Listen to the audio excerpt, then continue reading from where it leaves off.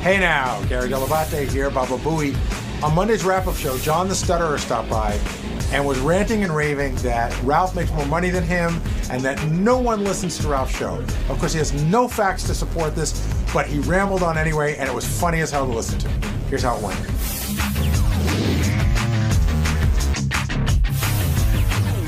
Kevin was a big part of today's show with Maria. Another big part of today's show was John the Stutterer, who came by. And Hi. John, hey John, how you doing? Hi, John. How you doing? I'm doing okay, thanks. You're in the hot seat a little bit there because your anger, I guess, towards Ralph and Tim has sort of taken away your show. And I know you had health concerns and things got crazy with your show, but I'm guessing you missed the airtime. But the first thing that popped in my head, you sound very, very sure about like how Ralph gets paid and all that other stuff. Where did you come up with that? And do you feel like you sort of got that off your chest today and did some good there? Well, I'm glad that I got it off my chest, obviously, John. Yeah, I have been a fan of the show now for many years. And Ralph, as we all know, is Howard's longtime boyfriend and number one buddy. And I just think that my perception that he gets special preferential treatment is held by many, many fans, and I think that I am the correct. I just know. For example, his stupid show, The Geek Time. Hardly anyone listens to it, but yet it is still on the air. But John, you state that like it's a fact. No, but I know I'm a that. fan. I listen it to that. has hardly any. And think of the guests he has, the huge guests that he has on that show. People. I mean, by the way, Ralph is Ralph. We all know what Ralph is, but you can't knock that show. You can say Ralph sucks because it's your opinion, but to say that nobody's listening to the show, like Tim has a way of knowing Howard was right. And believe me, if no one was listening, it would be gone. No, wrong. But why do you think you're right? Gary, Ralph gets paid more than Riley. But how do you know that? You still haven't said it, like have established. Are you just assuming he does? The interns. His show. Listen, the fans that I come in contact with, no one even knows when the show is on. People know when Riley's show is on. They know when the intern show's on. They know when Jackie's show on.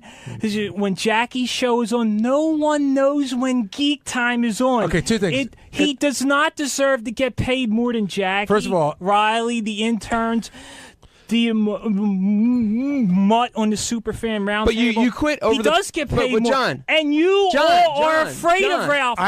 You all hold Ralph in this. You all hold Ralph in great hold on a second, reverence. I'm going to get that. And you all hold his opinion dear. May I say something? No one cares about his opinion. He's an ugly 47. He's a 47-year-old, no talent, burry face, big nose, lisping, snaggle-toothed, no talent, low life scumbag. Okay. He's all right, John, ugly, give me a chance to talk. 47. John, I got it. 47-year-old prick. And call in, Ralph, because no one cares what you say. And 99% of the fans agree. And Geek Time sucks. Well, no one listens to Geek Time. All right, hold on. Let me just say one thing. And I say, hold on. Wait. Stop. Who do boycott Geek Time. John, let Gary talk. You'll get your chance. Go ahead. You've heard the fights that Ralph and I have had. Right. They're legendary. Right. So clearly I am not afraid of Ralph.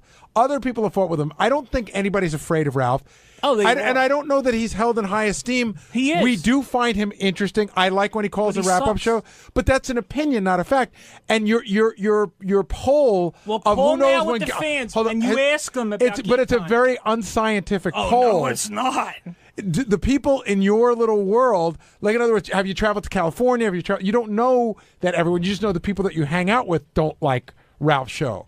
So it's unfair to say you know it for a fact. And I'm telling you, Tim is coming down right now to tell you that Ralph does not get preferential treatment or any more money than anyone else. Now, John, I think he does. John, you got to let I know Tim, you think, you but got you to don't know let it. Let Tim talk, and then you can say what you want. 'Cause you said some not so nice things about Tim either today. I'm shocked. I thought John and I were very close. It really blew me away. I guess we're not vacationing together now. What did you call him today, John? No. Well, I called him fat, and I referred to him the way that the great Riley Martin does, as a cheap motherfucker. Left out the Jew part. I mean, well, no, I love the Jews, but I do too.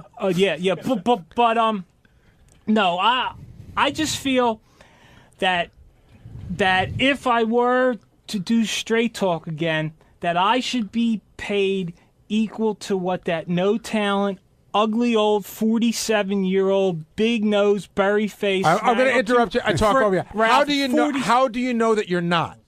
How do you know that you're not paid? Because there's no way that Ralph is only getting paid $150 a show. He's getting paid more than Riley. He's getting paid more than Mutt. He's getting paid more than Jackie. Tim, do you want to address this? I don't comment on anybody's salaries or what they make. But I know he's getting. But you don't know. You're guessing. You feel it, but you don't know it. We treat everybody here as fairly as humanly possible, and there's not a lot of money here. Me. No. There's not a lot of money. You have a great opportunity. I know that this man here agrees with me.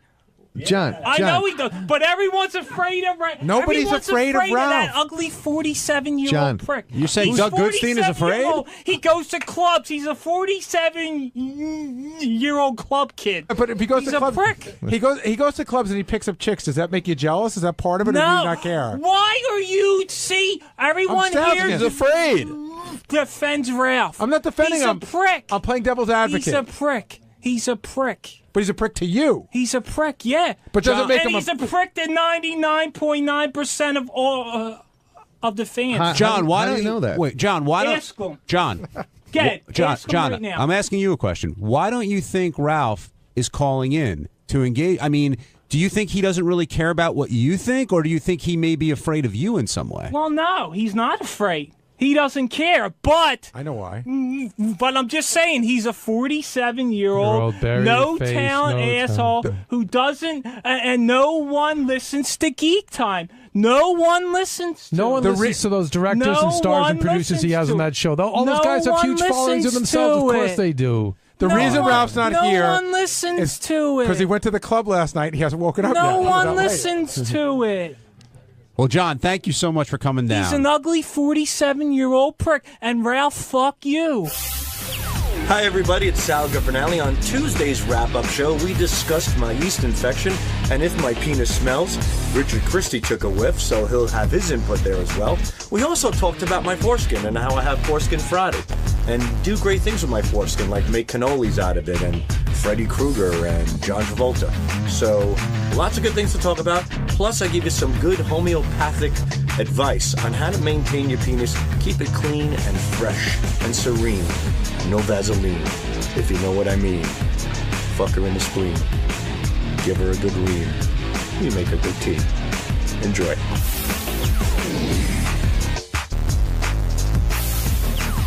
Richard, before Sal comes in here, I want to ask you. You said that you can smell, like you could smell the yeast that grows on him. This is, and let me make it clear because he's kind of freaked out by this. His cock doesn't always stink. This was like one time a year or two ago. I want to make it clear. Sal normally has a clean cock.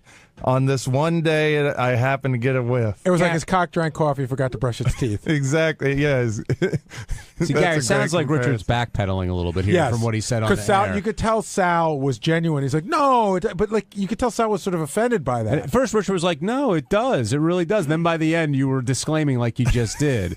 So, and I literally just told Sal, we were both in the restroom, and I said, everybody's cock stinks once in a while. You know, it's not at the end of the world. It's embarrassing to hear on the air for the first time that once in a while my cock stinks in the bathroom. I'm very, very clean. As you know, today he sniffed my penis on the air. It was fine. But it happens. It does happen. It's inevitable, especially after a bike ride or a jog or something, or if you don't shower. Why would you ride a bike and then go pee with Richard? You wouldn't, but I'm saying just cock smell in general is inevitable in certain cases. But I think he would have told me, like, dude, your cock stinks. I did. That's not an easy thing to tell somebody. I did. He's saying he did. I did. Now, today. No. No, I said when it happened. We were in the you said bathroom my together. pee has stunk. Sometimes when I have asparagus, you said my pee stinks. No, I've talked and sometimes about your pee stinks too, and your pee is hot, like a little steam comes off. So you're lashing out now. No, I'm not lashing. I'm just surprised that my cock. How dare you say my But pee is hot? why does what his pee smells like have to do with why your penis smells? Well, he said I've said it to him as well. I said no, not your. When I've said there was a smell in the bathroom, I never implied his penis. We've talked about your cock cheese before and about how it smells. Yes, personally, but I've smelled it. And I mentioned it to you. And I'm not offended, but I'm like kind of hurt that because I'm so clean, I don't want to be in a position where my cock's going to stink spontaneously at any moment because I stay on top of it. Apparently you don't if you've got yeast growing out of it. Well, I've had yeast in the past, and yeast is inevitable when you're uncircumcised. Even the cleanest women in the world suffer from yeast infections. Well, Fred was saying he doesn't get yeast. Right. He doesn't have that problem. Everybody's different. You put 10 women in a room, 3 might have a yeast infection, 7 might not. I think clean women might get it. Yeah, clean women might get a yeast infection because maybe they weren't keeping up. It's a possibility. No. When I spoke to my doctor, yeah, you're right, Gary. When I spoke to my doctor, he says because you're uncircumcised, the moisture is inevitable. No matter how much you pat it, clean it, dry it, it's there. So you are more prone to yeast infections, which in the male case, they call it balanitis.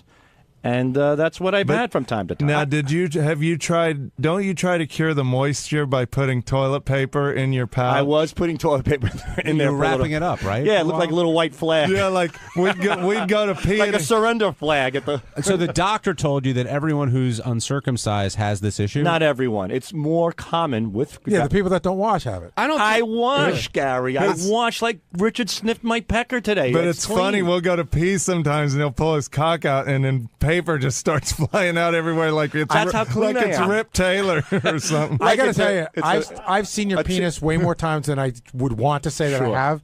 And there was something about it today that looked weirder and different. Really? When you started pulling on it, I guess I just haven't been that close. And yeah. When I always do that thing, like I make like a shiv out of it, it looks like a Batman wing. Yeah, sort of. Yeah, it's similar to that. It's like stretching bubble gum. But he also showed the head of his penis. Yeah, which I didn't like. He was self-conscious. Yeah, about because that. to me, I think my pouch, my foreskin acts almost like a curtain. Like, I still have something left. It's like when a woman wears nipple tassels.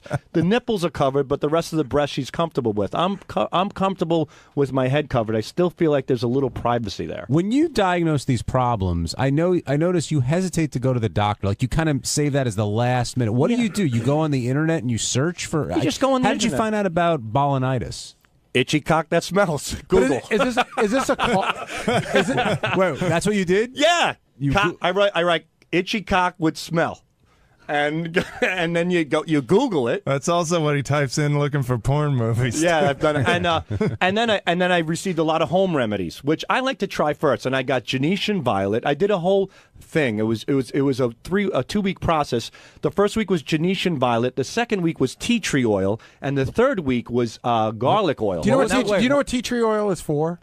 You put it in the bath. You put 2 or 3 drops in a bathtub. I think it cures lice and dandruff. They use it for a million. They use it. Yeah, stinks like shit. It's hard. I smell like. You ever go into an old house like with a dying dog and a bad furnace, like that sooty, moldy shit? Like it's a smell you can't get out of your nose. It's almost like death.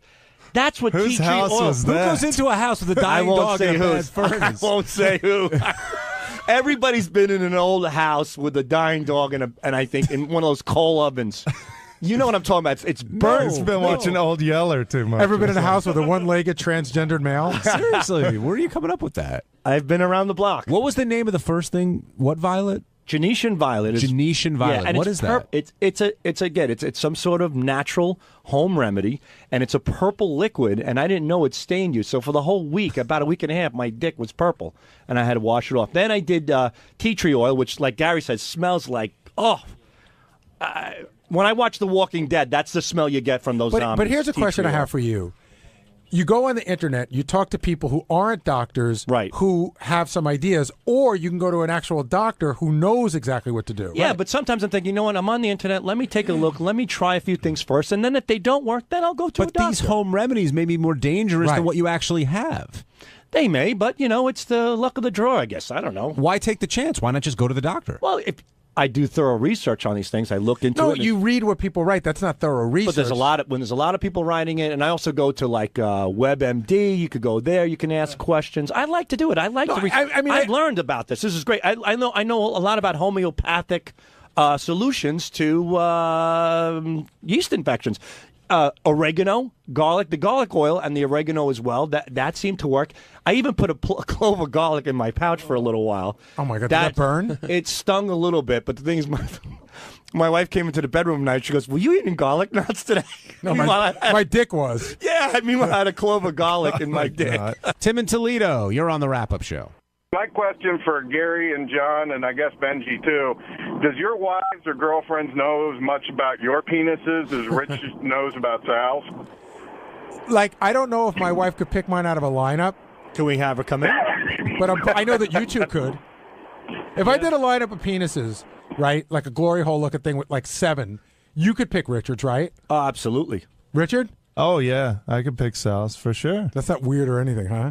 No, the weird thing is a lot of people on the staff could, too, because you guys have, put it out there quite a bit. But this is the first time you guys have done that in a long time. I was thinking about that today.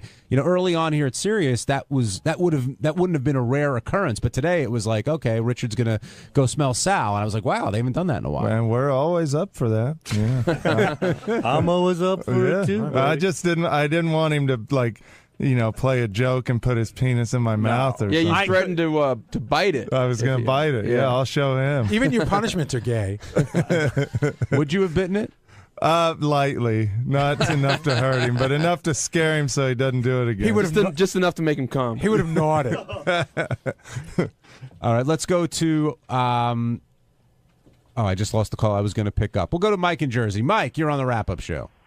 Hey, guys. Good morning. I just wanted to mention maybe Sal could deal with his odor problem by not letting other guys smell his cock. That is such a weird thing to have a guy get on his knees and get a good whiff of his genitalia. There is truth to what this guy is saying. I really, I was thinking about it, and ever since I started working here, I've stuffed batteries in my dick. I've stuffed... Your idea? Yeah, no, I'm M&M's, your idea? M&M's. I've put in teeth in my cock. The false teeth are my favorite. Yeah. I put in fake teeth. I put microphones into my cock. I've put streamers into my dick.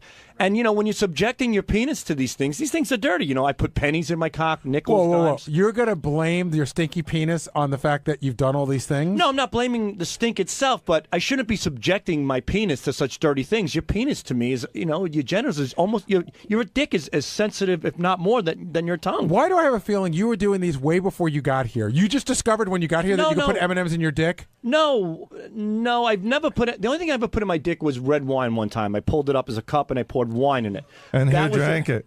Somebody. That doesn't matter. But the thing is that... So how did you know you could get M&M's in your pouch? I did. Well, again, I put wine in it in the past. I do pull it up. And one day I was hanging out with Richard. I don't know. And I don't know how... Guess what's in my pouch, how it came into fruition. But I stuffed something in there and we started laughing about it. I think it was... And that's how it happened. And ever since then, I've been putting things in my cock ever since. But the point that this gentleman is making is that he's right. Like I'm too, I'm freestyling a little bit too much. I'm too open about it. I'm too a little careless. Do you think that you could cause trauma? Is that what you're thinking? Not it's like a health thing. Yeah, it's a health thing. I mean, like you shouldn't put pennies on your dick. You shouldn't. You're not even supposed to, handle loose change without eating and then eating something without washing your hands. I'm putting it directly on the source. Actually, you shouldn't have your dick out in front of another guy if you want to work your way all the way back to the beginning. Right, yeah, and I don't. On the Howard Stern show, it's different. But believe me, I don't walk around with my fucking schlong, swinging around. But does that ever come up on WebMD? Like, have you put M&M's in your penis as one of the symptoms to check on? But you probably have the most resilient and toughest dick out there because it's probably immune to all these germs. It might be. It's like they say with antibacterial soap. The more you use it, supposedly you're not as immune. But your dick gets in touch with all this stuff, and it probably makes it better. It handles the grit. Does this mean the end of Foreskin Friday? No, Foreskin Friday is a huge, huge hit, and that's going to continue.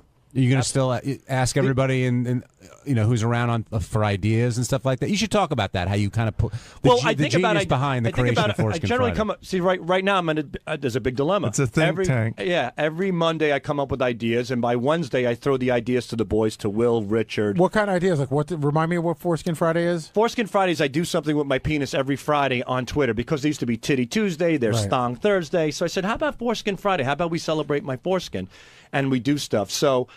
Who's we? I don't know. I think me and my cock.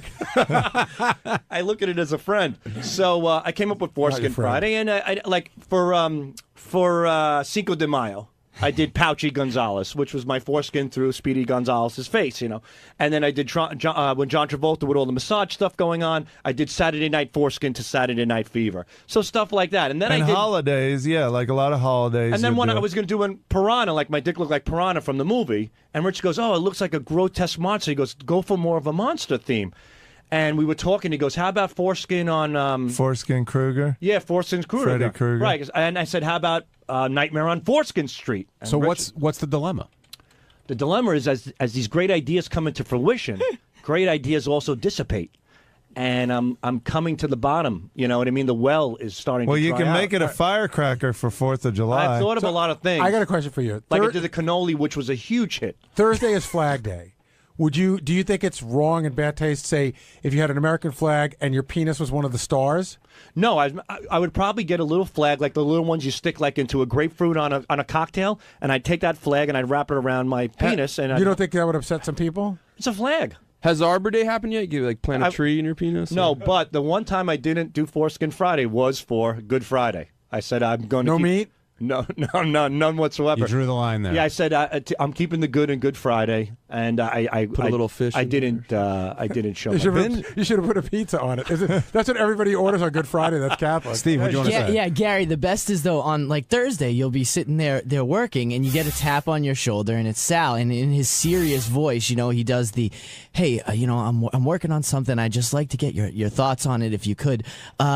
This one is, what was the Kiss one? Oh, that was Gene Foreskimmons. What do you think of Gene Foreskimmons? And then his cock on his phone is in your face. And it's, instead of Gene's tongue hanging out, it was my dick hanging out. So it was Gene Foreskimmons. We're his sounding That was a board big for hit. That was over, I think, close to 100 retweets.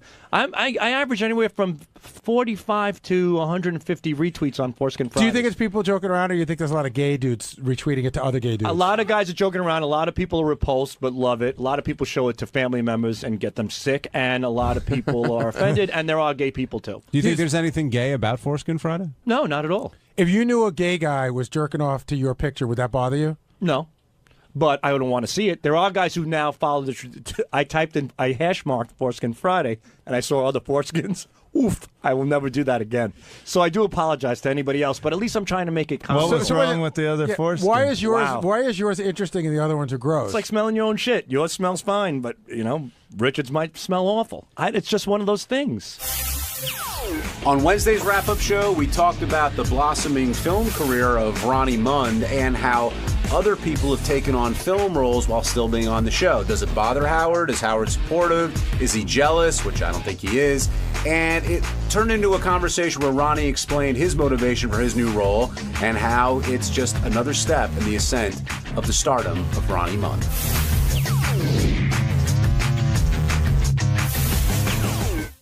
Now joining us on the program is Ronnie Mund. Ronnie, we've confirmed that you will be appearing, or at least acting in this film on Monday, I guess, a Stamos film. And Howard doesn't seem thrilled with everyone going out and doing movies. Were you worried about doing this role? No, I talked to him about it. Do you have any idea how many lines you have? No, I'm supposed to get them today. But do you think it's a big part, or do you think it's a small part? I think it's probably small.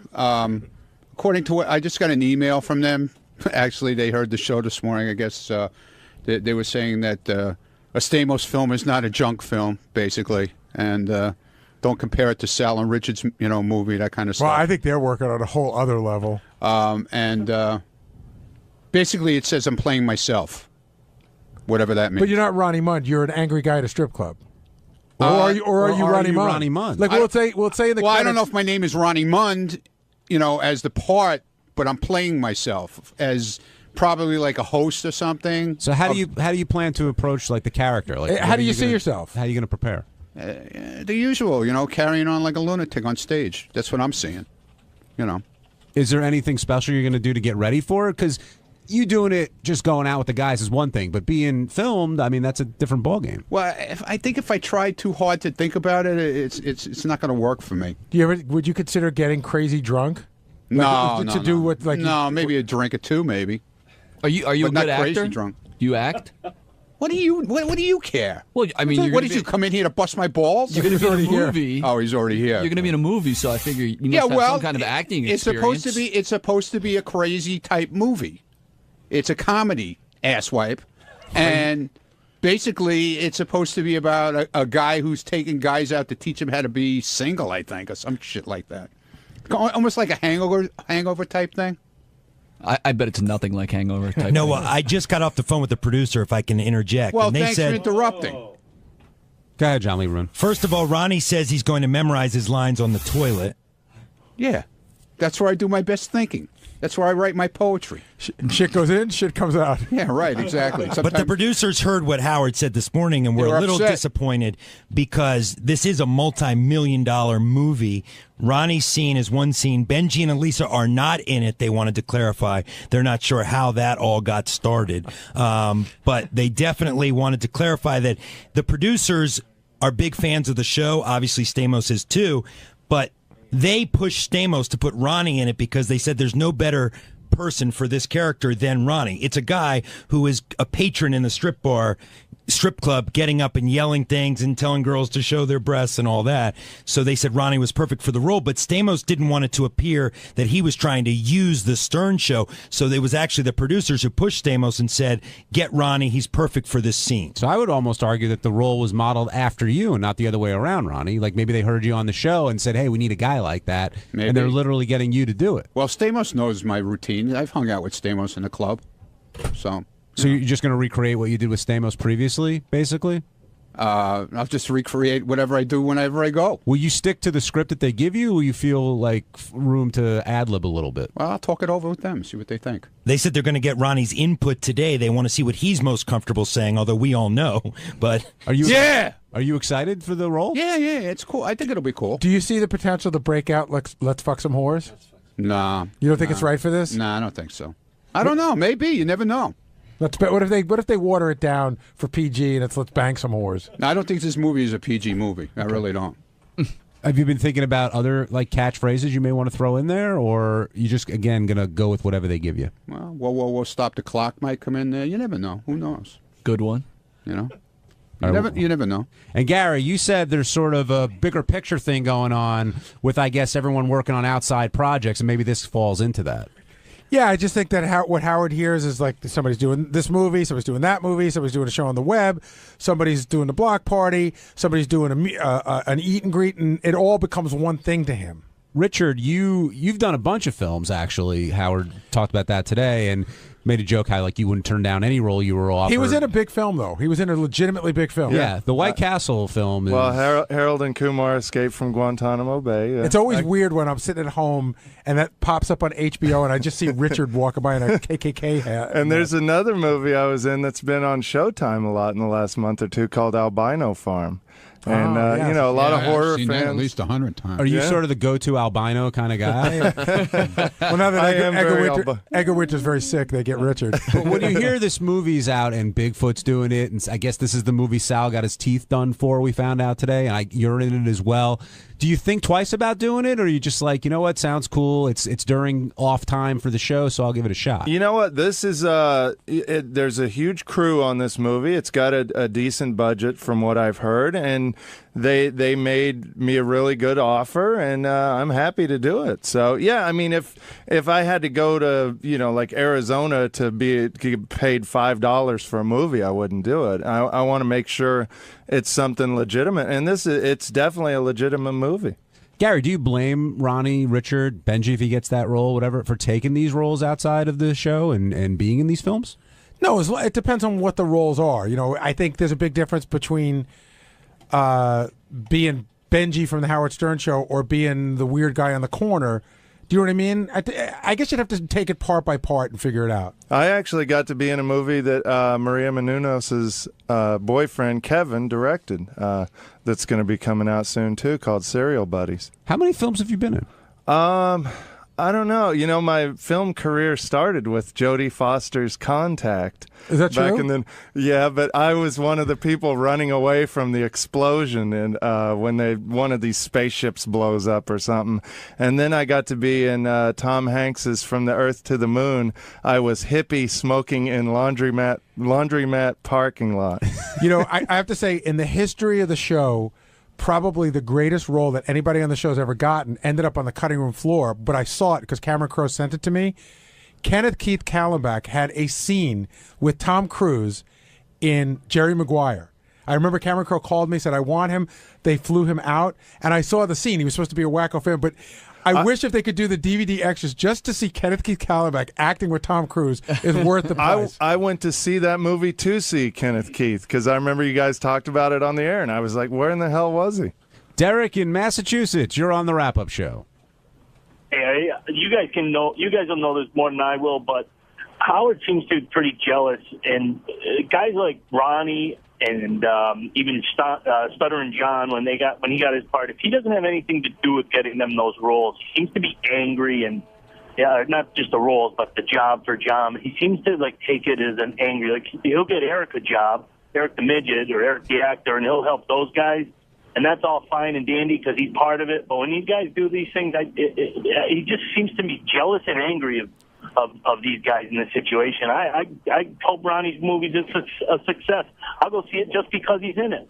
Derek, I could tell you, just because I talk to Howard a lot, it absolutely 100% is not jealousy. That's not what it is. I know there was we had an incident one time where Wings, the show Wings, called Howard and asked Howard to be on the show. Howard said, no, I don't want to do that. I'm just, I'm protecting my brand. I'm not going to be on Wings. So unbeknownst to Howard, they turned around and they just called Stuttering John. And Stuttering John took the part. Now, whether John knew Howard had been offered or not, I don't think that was the case. But I know that when it came out, Howard was pissed. And his feeling was like, well, if I'm not going to do this, if I'm not going to put all this stuff out there, if I'm not going to sort of take every bit, but everybody around me does, in a sense, he feels that's tarnishing the brand. But that is probably more the explanation. Jealousy has zero to do with it. Ronnie, have you ever sensed any jealousy coming from Howard? No, come on. Are you kidding me? How can he be jealous of me? Are you kidding me? That's a great point. It is a great point. No, I just said that. It's a great point. Yeah, it is a great point. I just feel I always run things by him before I do anything. Has he ever told you no? Because I think running things by him could be difficult because he doesn't want to be the bad guy. I could tell when he'll give me an answer he doesn't think it's a great idea, but if you want to do it, right? You know what I'm saying? I wouldn't do it, but if you want to do it, that's fine. Right, and he didn't say anything about this. He did, with Stamos calling me, he thought, it was kind of strange. I thought it was, dude. Like I said, I got the text message from John Friday night at 1:00 in the morning. So Ronnie came to me and he said, is this Stamos' number or somebody pranking me? I knew it was his number, but I thought maybe somebody got his phone because I know twice already he's lost his phone. And he has to get a new phone and change his number and everything. But I thought for sure this was something kind of scam. So, and he also asked me for Robin's address because he wanted to send us something. And I wouldn't give it to him until I talked to Robin. And I wanted to make sure it was him. You know what I'm saying? Right. Because I just wouldn't give it out Robin's address to anybody. If we thought somebody lost his phone or whatever. But then when they started calling me about all this, I knew it was legit. How do you approach Howard about it? I go to him and I just talk to him. But is it I'm not afraid to talk to him. Are you driving at the time, or do you sit? No, usually if we're walking up in the morning in the elevator or whatever, I'll talk to him in the car. We both, I have no problem talking to him. It's 27 years, man. It's a long time. You don't hold anything back. You should know that, Gary. I hold plenty back. Jim in Carolina, you're on the wrap-up show. Hey, Ronnie, if you got offered a big movie role with a pretty good payday, but you had to quit Howard, would you do that? No, I've said that a million times. I wouldn't. He comes first, no matter what. And I work all my schedules around anything that I do. I work around him, where I'm there for him first, and then like with America's Got Talent, we had block party shows that I didn't attend because I had to be with him in Los Angeles or San Francisco.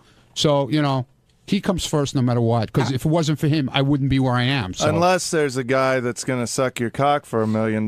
For that, you said you would ride off into the sunset. Yeah, well, I'd have to, man. How could I ever face the fucking people around here ever again? How do you juggle your schedule, Ronnie, now with the film roles, with Howard, AGT, the block parties? You're a busy guy. Yeah, well, it seems to work out where it's, it's on off days from the show, which is okay.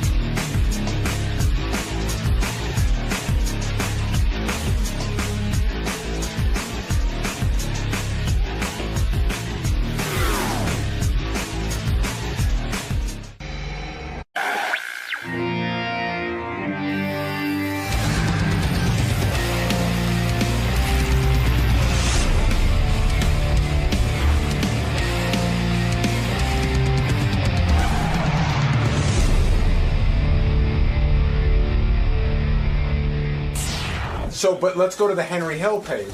So, first of all, you should know, I'm listening to 1010 Wins this morning. They must be reading right off of TMZ, because they said, Henry Hill did this, he did that. And they go, in later years, he redeemed himself, and even was a frequent guest on the Howard Stern Show. That's what they say on TMZ. Or, I mean, on 1010 Wins. They said in the first. But how is that a reform? Well, I think he reformed and he appeared on the show. I think they're mutually exclusive. Right. Let me just mention, of course, that frequent guest of the Howard Stern Show, Henry Hill, has died. I didn't see that yet. Henry was 69 years old. And as you know, Henry Hill was a mobster. He was the guy they based the movie Goodfellas on. Yeah, in fact, I just watched Goodfellas again after having not seen it for a long time. Right. Such a good movie. I loved having Henry on the show, and I loved hearing his mob stories, but Henry was a despicable guy. I mean, he has killed people. He took a shortcut in life. He didn't want the straight and narrow. No. Didn't like it at all. Yeah. And it's so weird. We got so many different Henrys, like... I'm remembering times when, like, Henry would be really drunk, but then the performance or the call before that would be, I quit drinking for 7 months. And, there was no substance to the guy. You never really realized he was a pathological liar. He would just go, I don't drink anymore. I haven't had a drink in 7 months. And the next thing you know, he's in jail for drunk something right, drunk and reckless or whatever. Yeah.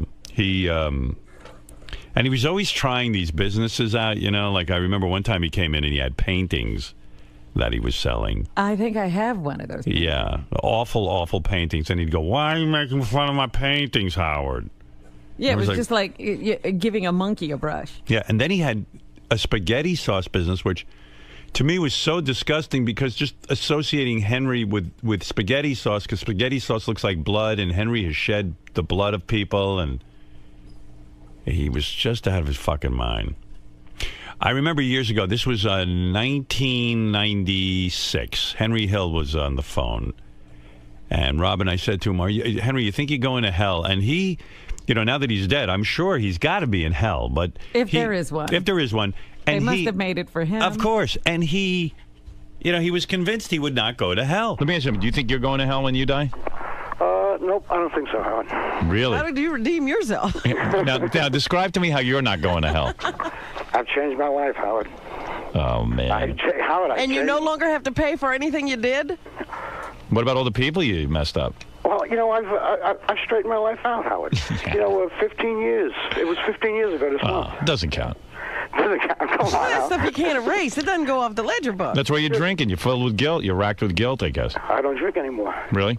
7 months. He doesn't drink anymore. Yeah, but it was months he would go. Yeah, he doesn't drink anymore, but then he'd show up and then he'd be like, "Ma'am, I want to come a macchiato, please." Why you look at me in that certain place? You were doing so well after the Howard Stern show. What happened? I want to come a macchiato. Why are you picking at... That was one of my favorite bits. Not a bit, it's real life. It wasn't a bit. But what was so great about it was Lisa G we were pretty new here at Sirius. She goes downstairs and she is trying to interview Henry Hill, and he's out front and he's laying in a planter, like vomiting on himself. And he keeps screaming over and over again, and it's hard to understand. He's saying there, I want a caramel macchiato from Starbucks. Right. And somehow, I guess Lisa wanted to hear a very drunk Henry Hill coming on to her. She goes, I'm disgusted with you. This man just said that he wanted to come on my shoulder. Yeah, she considered it sexual harassment. Right, and she said, Henry Hill said he wanted to come on my face. And I said, Lisa, he's saying he wants a caramel macchiato. It was so great, and Lisa was like, oh, I don't know how I heard that. Ma'am, I want a caramel macchiato, please. Why you look at me in that certain place? You were doing so well after the Howard Stern show. What happened? I want a caramel macchiato. No, Lisa's never been a war correspondent. This is the closest she's come. This is okay? The front line. This is the front line, and it really is. You going home? Miss Sam. So that was a funny moment, and I remember that one time we went out to Vegas and Henry came out there, and he sort of like stalked us. Yeah, he wanted to get on the air, and he was mad that we weren't putting him on as much. But I mean, how much Henry could you take? Yeah, but he would go to the same restaurants we were having dinner in, and then he'd get a table and he would just stare. Yeah, and I would say to Henry, Henry, I do a radio show. Like, there's no other show in America putting you on. I'm the only one putting you on. So give me a break. It's not like I haven't done anything for you.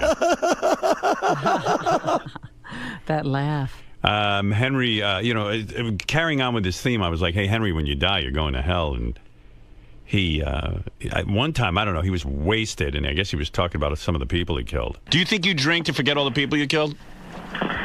I got a trail of bodies. I'm going to give you a trail from Rockville Center Links.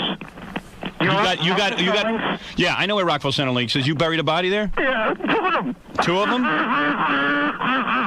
Have you ever? He's laughing. That laugh. He buried 2 bodies on the Rockville Center Links golf course. Have you ever? And then we're going to start east, I guess. Wait, to Canarsie. Wait, Henry. You're saying you killed bodies. You killed 2 people and buried them on the Rockville Center Links? Where? Yes. Where in the Rockville Center Links? What? What? The 4th hole. 4. The 4th hole? What is this? The 4th hole? What are you saying? The 4th hole? Henry. What? This is why Ray Liotta is such a great actor. He had that laugh down in that movie. Down perfectly. Even in the movie, when you're watching it, Henry never admits to doing anything besides robbing and stealing and burying the bodies after other people shot them or killed them. Right. But, he's certainly willing to hang out with murderers. Yeah. 4th hole? The 4th hole. No, come on, be honest with me. Tell me where. Under the green. I swear to you. Under the green? Who were the 2 bodies? They were stockbrokers. Stockbrokers. They must have screwed him over in some deal. Right. They gave him money and they didn't make money for them. Then they killed him.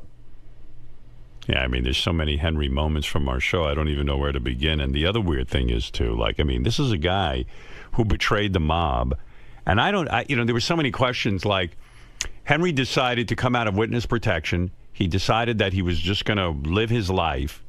And he didn't care that there were mobsters who were supposedly looking for him. He was like, fuck it, I'm living my life. I don't want to be in hiding anymore.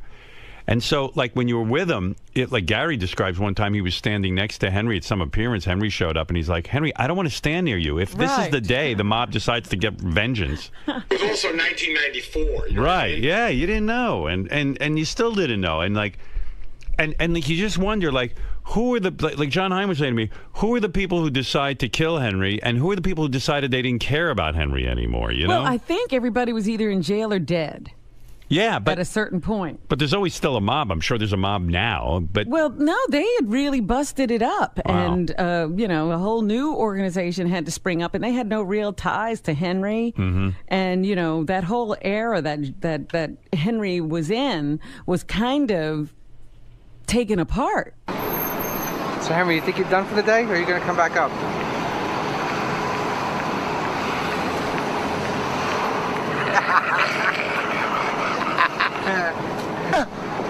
Yeah, I think this was when Henry was kicked out of Del Fresco's. He tried to get in there and hang out at the restaurant, and I think they kicked him out of the place. You know me. You know And? I pay my fucking way. No, these are cold. Have you ever been that drunk in your life? Never. Yeah. I think one time I was, but I was unconscious.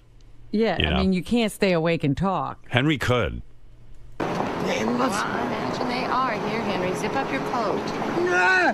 Zip up your coat. Henry. Fucking lady. Come on, Harry, zip up your coat. Come on. Yeah, the fucking wife.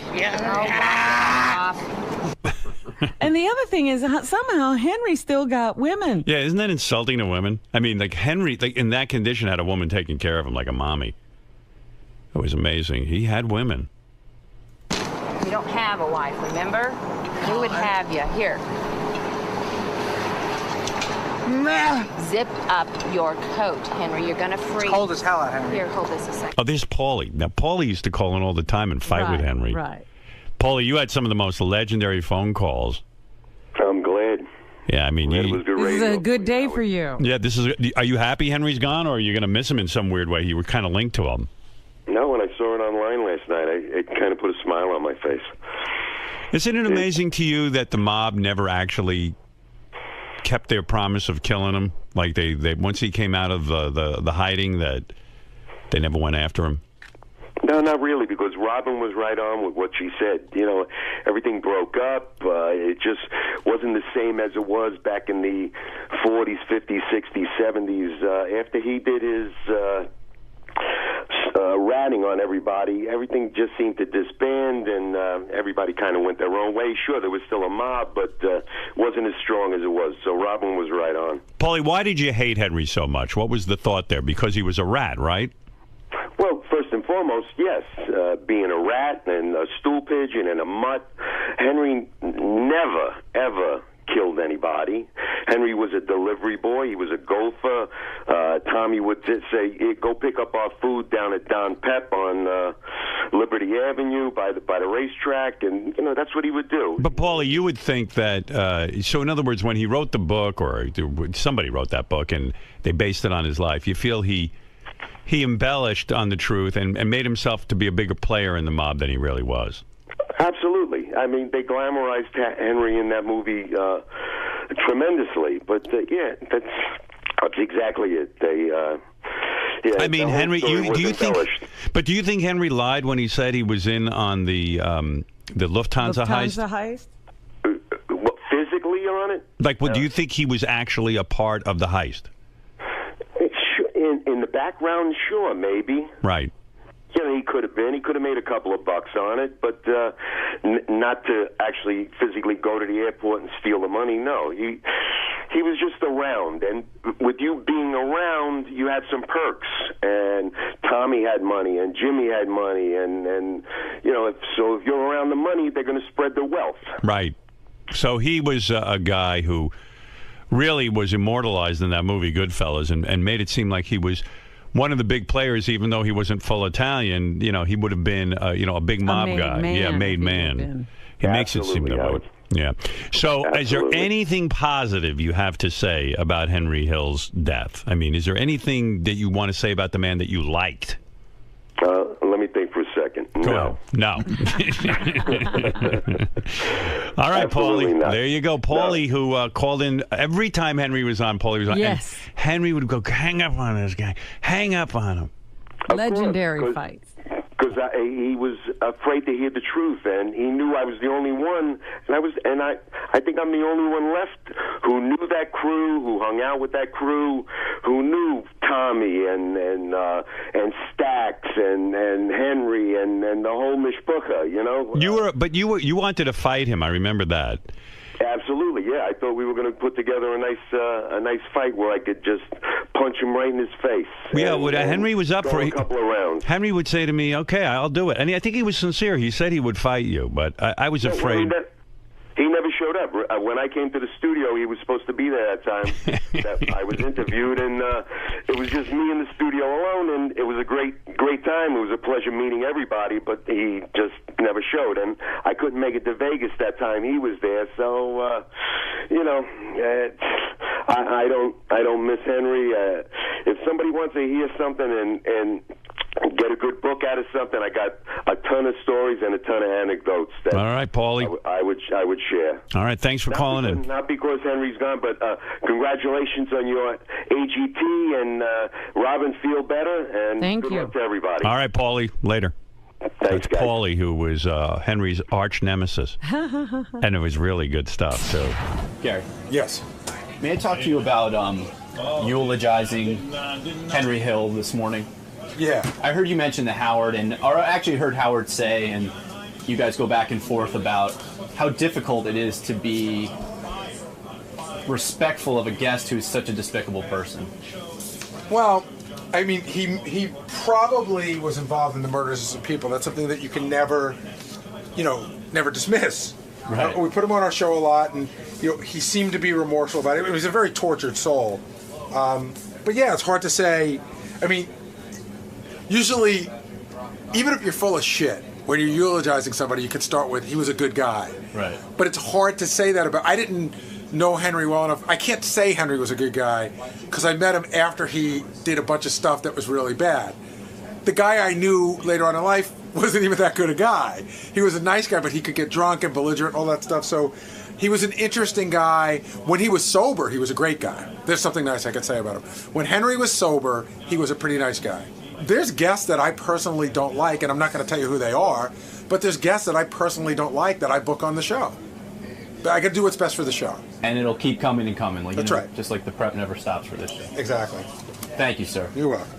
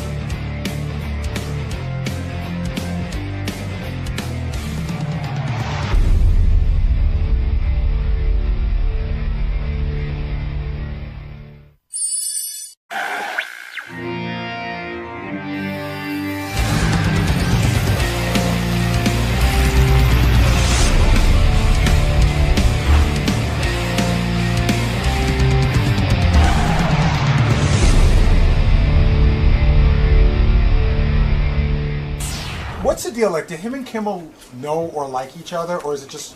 Yeah, like are they rivals? Well, I'm wondering because I know Jimmy hates Leno, and I know he loves Letterman. But where does he stand on? But I'd also like to know what Jimmy's take is. You should. Craig Ferguson. Do you like Craig Ferguson? Like, I don't know. It's a weird thing for me. Some of these late night guys like each other, even though they compete against each other. I know he's good friends with Conan. That's an interesting thing. Who are you good friends with? Who do you hate? Who do you? And why? Yeah. And the other thing is, I wonder if they ever talk to each other. Like, has he ever called another talk show host for advice? Yeah, he called Leno. I called you too, right? And he called me for advice. Yeah.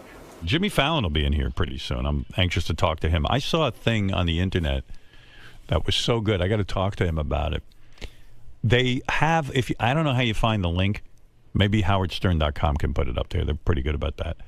But it's a link to his Saturday Night Live audition. When Jimmy Fallon, when anyone gets hired for Saturday Night Live, you have to audition in a room for.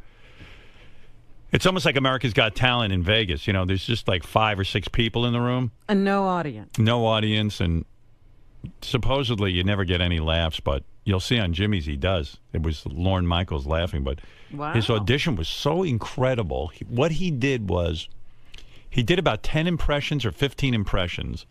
But what he did that I loved is he kept them real short, and so you never got bored. Mm-hmm.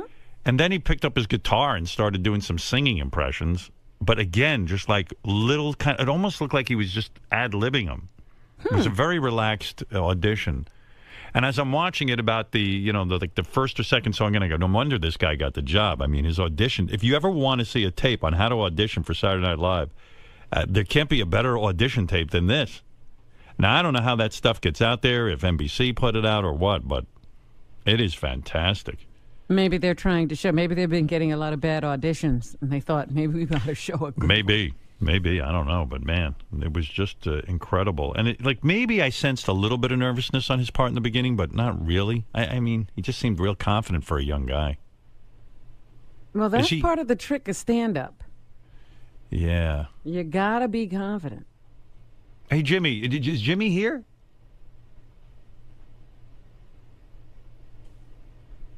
I wonder if Jimmy would want to say hi to David Letterman. Do they speak? Are they friends? Should we try that? I'll try that for a second. See how that goes. Jimmy Fallon is the host of Late Night. Is that his? What's the name of your show, Jimmy? Is it Late Night? What is the name of Jimmy's show? It is Late Night. Late Night, right? Yeah. It's Late Night. Hey, everybody. Hey, man. With all these shows, you could get confused. Real quick, do you want to say hi to David Letterman? No. No? You didn't hear him? You don't want to say hi to Dave? Yeah, I can say hi to Dave. Dave, are you there? Yeah, Jimmy, good morning. Hey, Dave, how are you? Dave is in Chicago. Good. He just was on our show. I thought because you're both late night hosts, you'd want to... Nice to be talking to one of the twins again. The twins? The twins? Jimmy Kimmel and Jimmy Fallon. Sure, I call them the twins. Yeah, what? You do. That's right. The twin? Does he? The twins, sure. Yeah. Dave, just real quick, because Jimmy's here. He's got limited time. I just wanted to give you a chance to say, are you friends with Dave, or are you an enemy of his because you're with the Jay Leno camp and you're on NBC? No. I mean, if anything, we're friends. Yeah. You're friends. Yeah. I've been on the show a bunch of times. Jimmy says you're his friend. Right. Yeah. Okay. I appreciate that. Anything you want to say to Jimmy? Well, I was going to say, first of all, Howard, I just, something I forgot to mention before, I love that sound buzzard on AGT. No, but I mean to Jimmy, not AGT. Oh. No. Okay, all right. Well, just a reminder, I just want to say that to Jimmy that Jay Leno is still a big chin douchebag. I'd love to, buy him a hoodie and have him troll around George Zimmerman's neighborhood. Well, all right. Listen, you're obviously better. All right. Thank you, Dave. Yeah. All right. All right. All right. That's David Letterman. David Letterman. David Letterman, the real David Letterman. Oh my gosh! Yeah. Why would he say that? That's so. It's know topical. what it is? He's so much looser on our show than his own show. That is amazing. Yeah, I he's think amazing. it's satellite that just loosens him right up. I was telling everyone. Now, who put out your audition for Saturday Night Live? Do you put that out? I mean, you obviously didn't have it. Who put that out on the internet? It's weird because that was out. It was out on they put out like a DVD, like a best of DVD thing, which they do for some of the cast members. And I'm sure you didn't object because, to me, it's almost like a primer, or is it a primer? But it's almost like a lesson in how to audition for Saturday Night Live. It's about 8 minutes long. Yeah. And it's this quick 8 minutes. What you did effectively that I thought was so tremendous, you quickly ran through your impressions. You didn't allow them to get bored. Yeah, I did, because you know what happened is I had the stand-up act, and it wasn't working. It wasn't funny, and I was telling people kind of who I was doing before I did the impression. Right. Like the old way to do impressions, you go like, and now, ladies and gentlemen, here's James Cagney. Right. You dirty rat, and then you do the impression. So this one I go, I'm not going to tell you who I'm doing. That's what I loved. You never once said, here's who it is, and either you got it or you didn't. Yeah, exactly. It's like, clearly I'm doing Bill Cosby. Do you remember, have you gone back and watched that audition? I saw it, no, I just saw the outfit I was wearing on a clip, like on the web. I'm like, oh, because I didn't know what people... I thought you looked really handsome. First of all, you seemed more chiseled. You were younger, kind of physique. You were very thin. Wasn't as doughy. You weren't as doughy. What happened? I mean, he got comfortable. He got rich. Did you get married? Is that what happens? And you just got doughy. Before I got married, I just got doughy. I don't know what happened. I just got. But maybe that'll just keep me younger looking. It's funny you say that because I see a guy auditioning, and you look like one of these ripped kind of almost like a model type physique. And you have gained a few. I mean, you're not fat by any means. But. No. I was never in shape, but I was skinny. I was like, like if I wanted to have the body I looked up to, it would be Mick Jagger's. Right. It wouldn't be. Me too. I don't want a giant. I don't want big muscles. I don't want Jersey Shore. I don't want 𝗏𝗶𝗏. Right. I look at Mick Jagger and I go, boy, I'd like to be that thin. That's the dude. It seems that's the one physique you can keep up because look at all those big muscle guys now. I cannot They're lose all weight. saggy. I used to be. Yeah, right. He actually looks pretty good. I used to be able to lose weight like that. Yeah. I just have. I'm starving myself because I bought all these new clothes for America's Got Talent and they're going live and I can't lose a pound. And I'm telling you, I'm not eating anything. But that's the way to do it. But are you working out? Yeah, I go running. Yesterday, I was so fucking tired, and I go to Central Park. I'm running around like a lunatic. No, it's the dumbest thing. I'm downloading apps to make me run. And I go, this is the dumbest thing. I can't believe I'm downloading an app that says, go run. But do you run? I mean, do no, you actually I have do the it? app. You have an app? Yeah, I have an app that says run. Only the app could exercise for you. Should you start running, then you would have the app and you'd be all prepared. And I guess you would log all your mileage and all that kind of thing. I had a treadmill. I bought a treadmill, which is a big mistake. Because you never use it. It's the dumbest investment I ever had. It becomes a hanger for clothes. Oh, it's very expensive. At one point, I had that. I had a rowing machine because I heard rowing machine, you get a lot of... Rowing is supposed to be great. So rowing machines both had dust on them. I would go in, I'd put on your show, and I'd listen to your show and try to row like I'm in a rowing team and Poet Society at Harvard. This is the dumbest thing. 30-something years ago when I started this show, I always pictured a guy in his car listening to it, never on his rowing machine. Oh, it was so lame. It's so. I wish I'm telling you now because I don't do it anymore. But at one point, I had gloves, so I can grip. I can grip the rowing machine. Right. And it was just so dumb and a waste. But then I had a treadmill, and I ran on the treadmill. And, maybe I'm just, maybe it's because I'm just so doughy. I made a lot of noise. Right. And the neighbor comes up and knocks on my door, which I don't want. I don't want to talk to anybody. Right. So you kept the machines in your apartment? Yeah. Oh, I see. And I imagine it just wreaked havoc because those things are very loud. To have them in an apartment is outrageous. Yeah. And you're just pounding. I'm just pounding. It was like boom, boom, boom, boom. Yeah.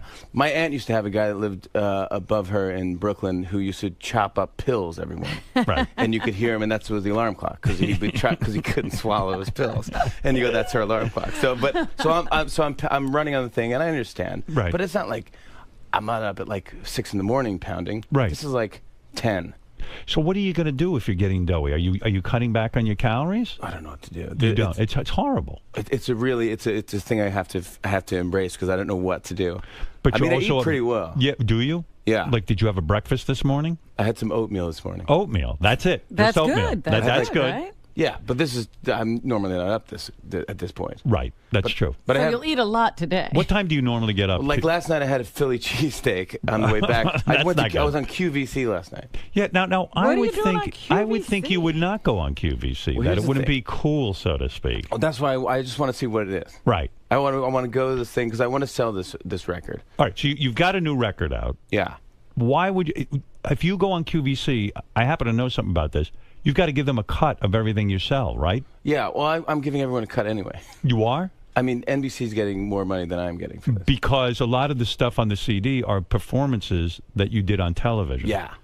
And so they have the rights to it. Yep. So they're going to get a cut, and QVC's going to get a cut. And and then the record label gets a cut, and then every guest star on the album. Why put it out? Where do you get money up front? How do you make any money with this thing? I really don't make it. The way I do it, I think in the future somehow I'll make money. Like more people will watch my show, or more people will know who I am, or what the things we do on our show. That is actually your strategy with your show. Because you're on late at night, 12:30 at night, a lot of people don't get to stay up and watch it. And I know that you make everything available on the Internet. And it's true. I mean, those clips do go viral and they go big. But then they have to take them down. What do you mean? Well, I think it's a Writers Guild thing. Right. Remember when the Writers Guild had the strike? They had a thing about internet rights and all this stuff. So we're only allowed to put certain sketches up for like 2 months. Oh, and then otherwise they'd have to be paid or something like that. Yes. And NBC doesn't want to pay for that, which is fine. But it's a bummer for the writers who want to see their sketches on it. But it is true. I mean, I really do. I see more of your show on the Internet. Yeah, which a lot of people do, or in a taxi cab or something. Did you think when I appeared on your show the last time that I was overly rude to Mick Taylor of the Rolling Stones? Absolutely not. Was there any fallout from that? I mean, because I was kidding him about leaving the Rolling Stones, but I did it lovingly. I do love Mick Taylor. No, as I was leaving, I said goodbye to him, and I gave him like a man hug, and he came in and he goes, I'm sorry about my friend over that. Next time I'd love to hear you talk more. So he wasn't upset with me, was No, he? not at all. He was a good sport. Great sport, totally laughing. Some people on my staff was like, that was pretty harsh. I was like, yeah, I got a lot of feedback where people said, wow, you really ripped Mick Taylor a new asshole. Oh, no, in fact, I felt like you guys had done that before. I had a disappointing moment with your show because I really enjoyed my last appearance. I had a great time. Yeah. But you and I broke into a song a Rolling Stones song. We sang to the audience in the commercial break, and I had a feeling you would include that somehow. Or you can't include that because you don't have the rights to the song? Is that it? What happened there? There was no interest in airing that? I didn't want to air it. Why? Because you're now a judge of singing. Oh, yeah. But, I mean, I know I'm not a good singer. Yeah, but I don't want to put that out just since your debut. I thought that was a fun, spontaneous moment. I could put that up. Well, no one told us that. I was ready to put up, but I go, you know what? Maybe Howard doesn't want that. Maybe he doesn't want this. It was a commercial break. He's a singing judge now. I see. You were protecting me. I was trying to protect you. I so don't know from that. You know, I don't protect anybody. I said, well, maybe he doesn't want that because now he's got to be telling someone, hey, you sing awful. You're a nice guy like that. You do protect your guests. I try to. I mean, I do up to a point, you know, where it's like as much as I can. If you're going to be rude to me, then I won't do anything. I'm just like, I'll let you sing. It's like, fuck you. Yeah, exactly. Yeah, I mean, right. what am I going to do? But it's like, I think for the most part, I'm happy you're doing the show, and you know, it's all just kudos for me and our show. Who are you friendly with in terms of other talk shows? Let me get this, because the landscape, and I want you to be honest, I don't want you to be diplomatic. Yeah. I know you're friends with Jay Leno. You called him when you had to interview Obama. You got advice from him, Yes. as you said, and you got advice from me. And I got advice from Barbara Walters, too. Right. Yeah. But Conan is a close friend of yours, right? No. No. Oh. Yeah, I don't really. Not anymore? No, we were never close. Oh, I thought you were friendly with Conan. I'm friendly with him. Yeah, we're not friends. Did you not? Is he upset that you took over his whole time slot? No. But is he upset that you side with Leno in the big feud? Nothing to me. He's come on the show. I mean, there's no sense. I mean, I'm not really part of that whole thing. Oh, so. I thought you were friends with him. With who? With Conan. No, close. I'm friends with him. No, I'm not close. No. I'm not close really with any of the hosts. You're a hard guy to get close to. I've tried to hang out with you. It's impossible. You really want nothing to do with me. You really What did do. you say? You were telling us a story about how you thought you were with him and then he left you and went to somebody else? No. I ran into Jimmy when I was in Los Angeles, and he came over to the table, and we were eating together. He was having a smoothie, and I was eating a salad or something, and I was with my wife, and then he quickly got up after a while to leave, and it was because Lorne Michaels and a whole power table were waiting for him somewhere else. That power table converged. You are a very social guy. Beckham was there, yeah. Yes. Beckham was by the pool. Enjoying the water, Jimmy. Yeah, he didn't talk to me because you know me. How cool is that guy? He was wearing a ski hat in the pool. Well, you're saying it in a nice way, but you're really making fun of him. Beckham is there. It was 900 degrees in L.A. We're sitting by a pool. Leather jacket. The fucker's got a leather jacket on, and he's got a ski hat, like a little jaunty. Yeah, and even like my wife and I are sitting there, go, look at this fucking guy. Is he a poser or what? I didn't know who he was. He's a good-looking dude. Yeah, but I didn't recognize him as Beckham. But I just said, look at this guy. He wants so much goddamn attention. He couldn't bring more attention But why to would you himself. sit by the pool if you're wearing a leather jacket and a hat? Right. So is that cool? I think it's not cool. I don't know. I mean, well, sure. I don't know. I could never pull that off. You would make fun of me so bad if I rolled up to the pool and said, Howard, Beth. And you're wearing your shorts and a leather jacket. And a leather motorcycle jacket and a ski hat. That's a hard look to pull off. I'd be like, oh, I'm hanging out with the Edge. But you do have, you see, you have played it where you are friendly with a lot of celebrities. You were just at the Drew Barrymore wedding. That's right. Yeah. And now that was some wedding, right? Gorgeous. And there were a lot of famous people there. There was a lot of people there, yeah. Well, it's just a lot of people there.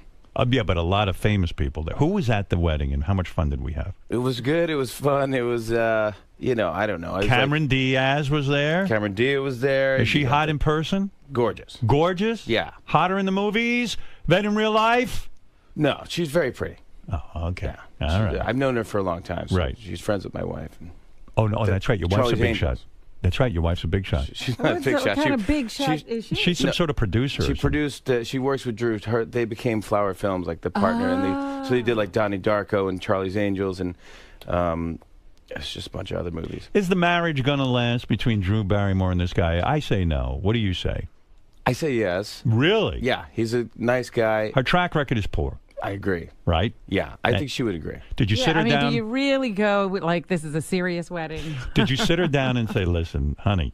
I'm such a mush though at these things. I go to these things. I go. I got to go to this wedding. I don't want to talk. I just want to go and enjoy the wedding, and it's good. And so it's another wedding, and I've been to so many weddings. And I used to be an altar boy, so I served mass. I served weddings. Right. But then I get there, and it's just really emotional.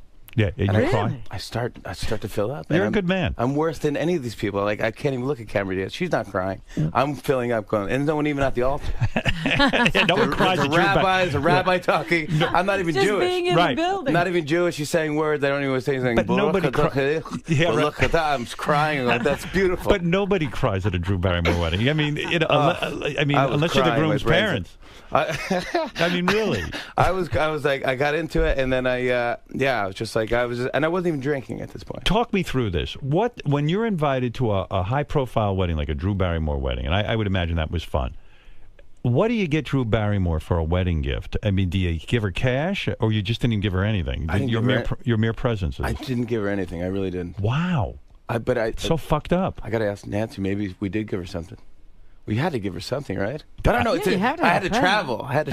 That's your gift. I mean, don't you hate that? It's the gift of you. When you have to, it's a destination wedding. Yeah. And you work for a living. Yes. So I had to take off of my work. Right. And fly to where you're getting married. And then give you a gift. And then if they get divorced the week after, I don't want the gift back. Right. I want my time back. That's right. I want my tears back. Yeah, exactly. All the emotion you vested in this thing. I really put a lot into this. But really, you do have to get a gift of some sort. I do, right? Yeah, But don't you have there's a window.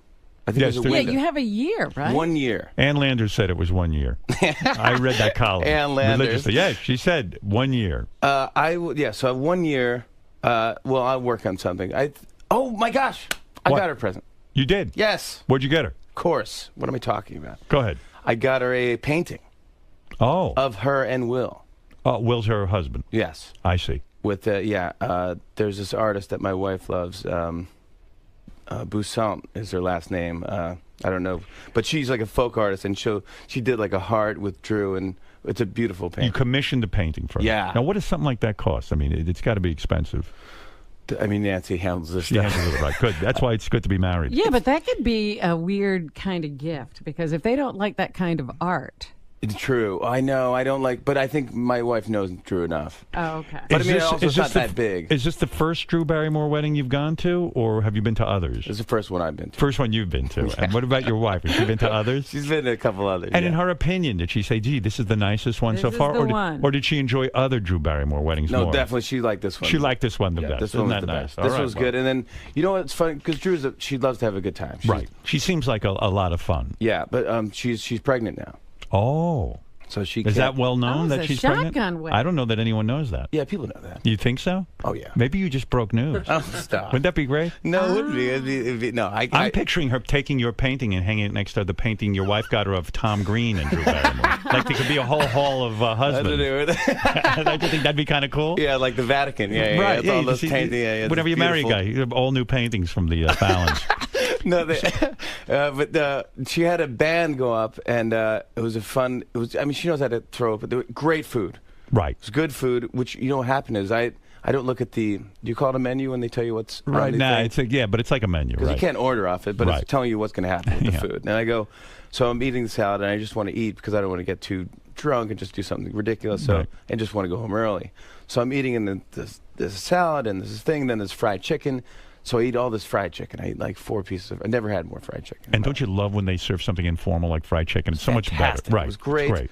And then they go, well, here's the steak course. I go, oh, I can't because I just ate all this fried chicken. What am I at? One of those Brazilian places? Right. You ever been to those places? All you can eat? Yeah. Where you but it's all this different meat. Yeah, and you have to flip the card over to tell them to stop. Yeah. I didn't know that you have to flip the card to red because I'm just going like, why do you keep offering me this meat? I guess I'll take it. I mean, I'm not going to waste it. But then I have, I'm like it's like a Flintstones. It's gluttonous. It's ridiculous. It's like medieval times. It's like the Game of Thrones. Yeah, it's like Game of Thrones. Give me meat. Are you watching it this season? Oh yeah.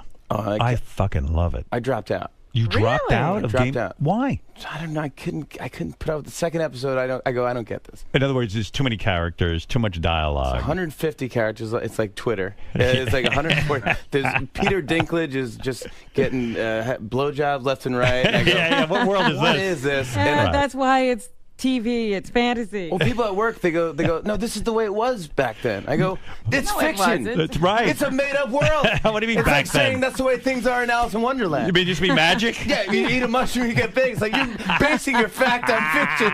It's not even an argument. I can't even have this argument. So who's at your table at the Drew Barrymore? I mean, imagine a powerful table of wonderful entertainers Yeah, who do all they sit making you jokes. with? And like you say, you got to be on your game almost because you can't get too drunk. There's a lot of heavy hitters there. Yeah, I was at Drew's table. Oh. So I was with Drew and Will Oh, my and my goodness. wife Nancy. Nancy had to get up and speak and say something. Is she articulate, your wife? Are Yeah. you Did you embarrassed? Did you for help her with what she had to say? I didn't. I tried to, and then I tried to give her a joke.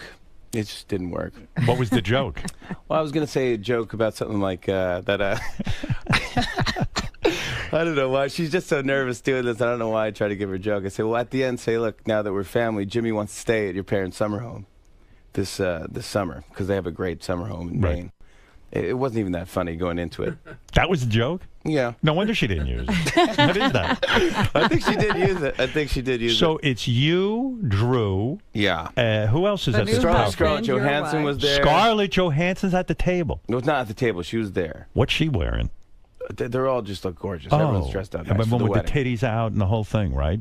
Yeah, sure, I guess. Of course. What do you mean, I guess? What, you're not a man? Well, I am a man, but what are you talking about? I don't know what that means. Titty dress. Well, they're flashing things. Girls always have their titties out at these weddings.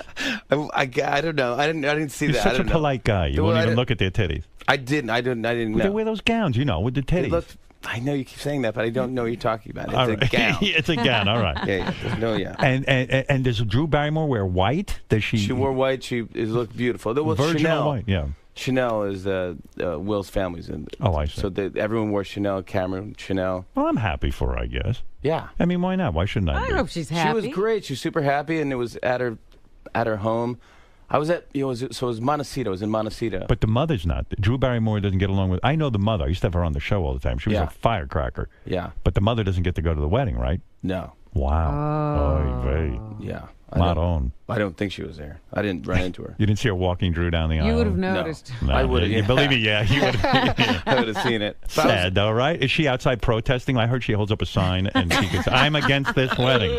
I didn't see that either. No. Yeah, it's sad, right? Well, yeah, I guess so. I mean, it's a bummer. It's like you just, I don't know. I don't know the whole scoop, so. Right. You don't get involved that way. But this is a weird story. So I go to, my wife's getting ready for all the bridesmaids, and so I go out to lunch in Montecito. Right. I've never been to Montecito. It's beautiful, right? I've never been beach either. place, Yeah. fine. Right. And so I go there, and I walk to this place. I go, well, maybe I'll just sit down. I'll have something to eat, and I'll get a glass of wine or whatever. Drink in the afternoon. I don't care. I got nothing to do. Right. So I go in. I go to this place. This guy comes over. He goes, what would you like? And I look at the thing. I go, hey, buddy, I'd like to get this white bean salad or something.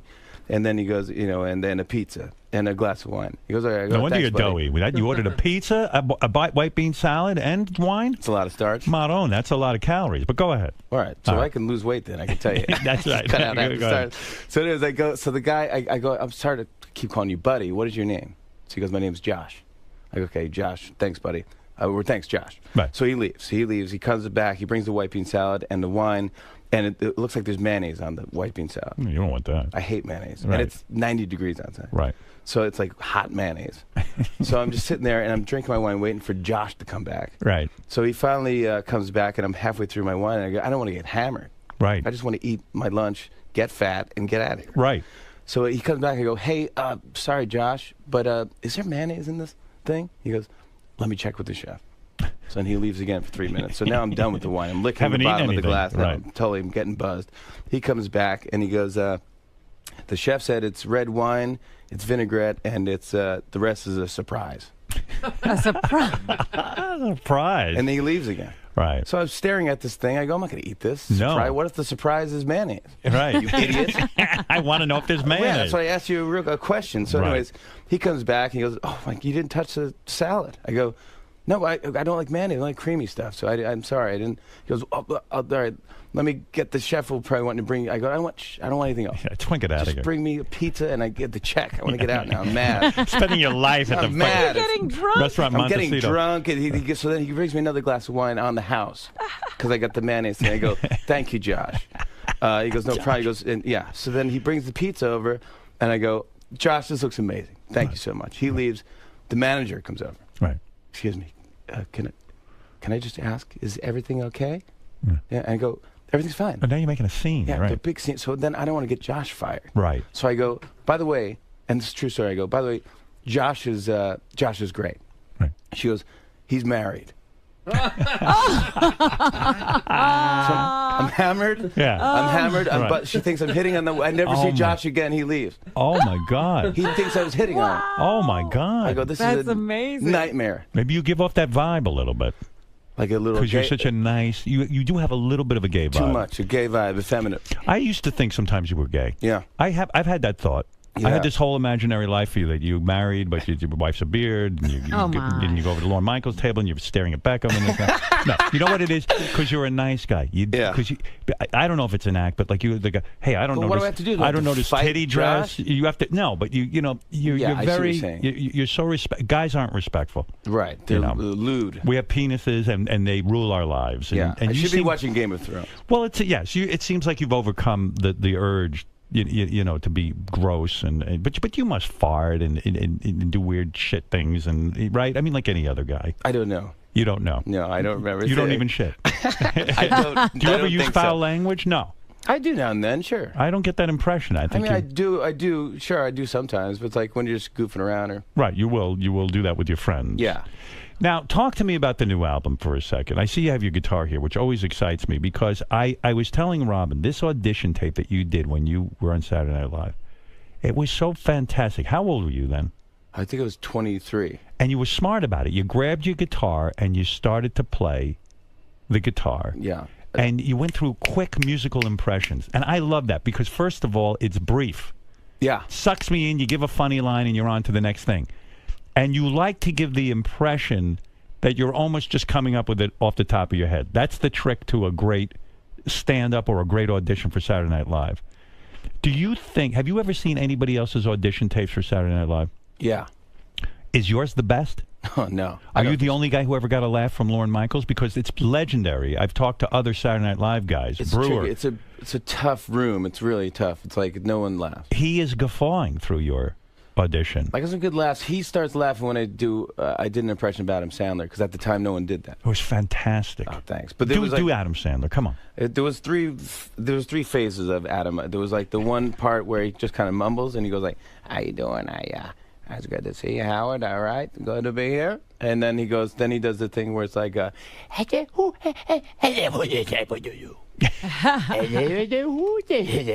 then the third part is where he goes like, he yells and you're just like, "Shut up!" So I just did the mix of all three, and I actually called Adam Sandler before I did that.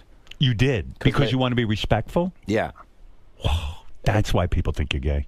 Is that why? You're too respectful. I should have said, "Hey, how about those titties?" Yeah, you should have titty dress. Hung up the phone. I'm beating off. And hung up the phone. You know, funny enough, Adam Sandler was almost here today. Now, Adam Sandler and I have a weird background. We don't talk, and I was critical of some of his movies, like no one else was. Oh, he didn't. Were you once on a plane with Adam? Yeah, we didn't talk to each other. Didn't speak. It was incredibly awkward. But I had heard that he was maybe coming in this morning. I was excited. He's the nicest dude. That's what I hear. Ever. Oh, he doesn't care if you don't like his movies. Well, he seems to care. I don't know. He stays away from here. I was very excited to get past all of that. He's absolutely one of the funniest humans on the face of the earth. Yeah, and there's many things I think he does that are funny, hysterically funny. Yeah, me too. But listen, I got to be honest. If I don't like a movie, I don't do that. How did you? When you say you reached out to Adam Sandler before you auditioned for Saturday Night Live, how do you even know to get to him? Because wasn't he already on Saturday Night Live? He was a big star. How did you know him? My manager at the time, Randy Siegel, used to work at Burlstein Gray, and she knew Sandler on his way out. Right. So she knew him. So she called Adams to say, "Hey, my client Jimmy, who you met once before, I think he saw me at the Improv in L.A. Right. And she said he wants to do an impression of you for Saturday Night Live. Are you cool with that?" And he's like, "Sure." He's like, "Does he want to do it for me?" Like, "He can call me and do it for me." So I go. So I called Tim '𝗛𝗿. He actually was his writing partner. Right. Talked to Tim. Tim goes, "All right, here's Adam." Adam got on the phone. He's like, "Hello, how you doing? Hey, Jimmy?" I go, "Yeah, this is Jimmy." He goes, "All right, you're gonna do an impression. You're gonna do do the impression on me?" No, he didn't. He said, do it for me. Let me hear it. So I did the whole thing, And he starts laughing. He goes, I love it. It's great, kid. Go hit a home run. Go do it. What if Adam had said no to you? Would you have not done? I mean, that probably got you a job on Saturday Night Live and changed your life. You would have said, I'm not doing it? I probably would have done it anyway. You would have done it anyway. Yeah, and then I would have said, hey, you would give me a break. You're right.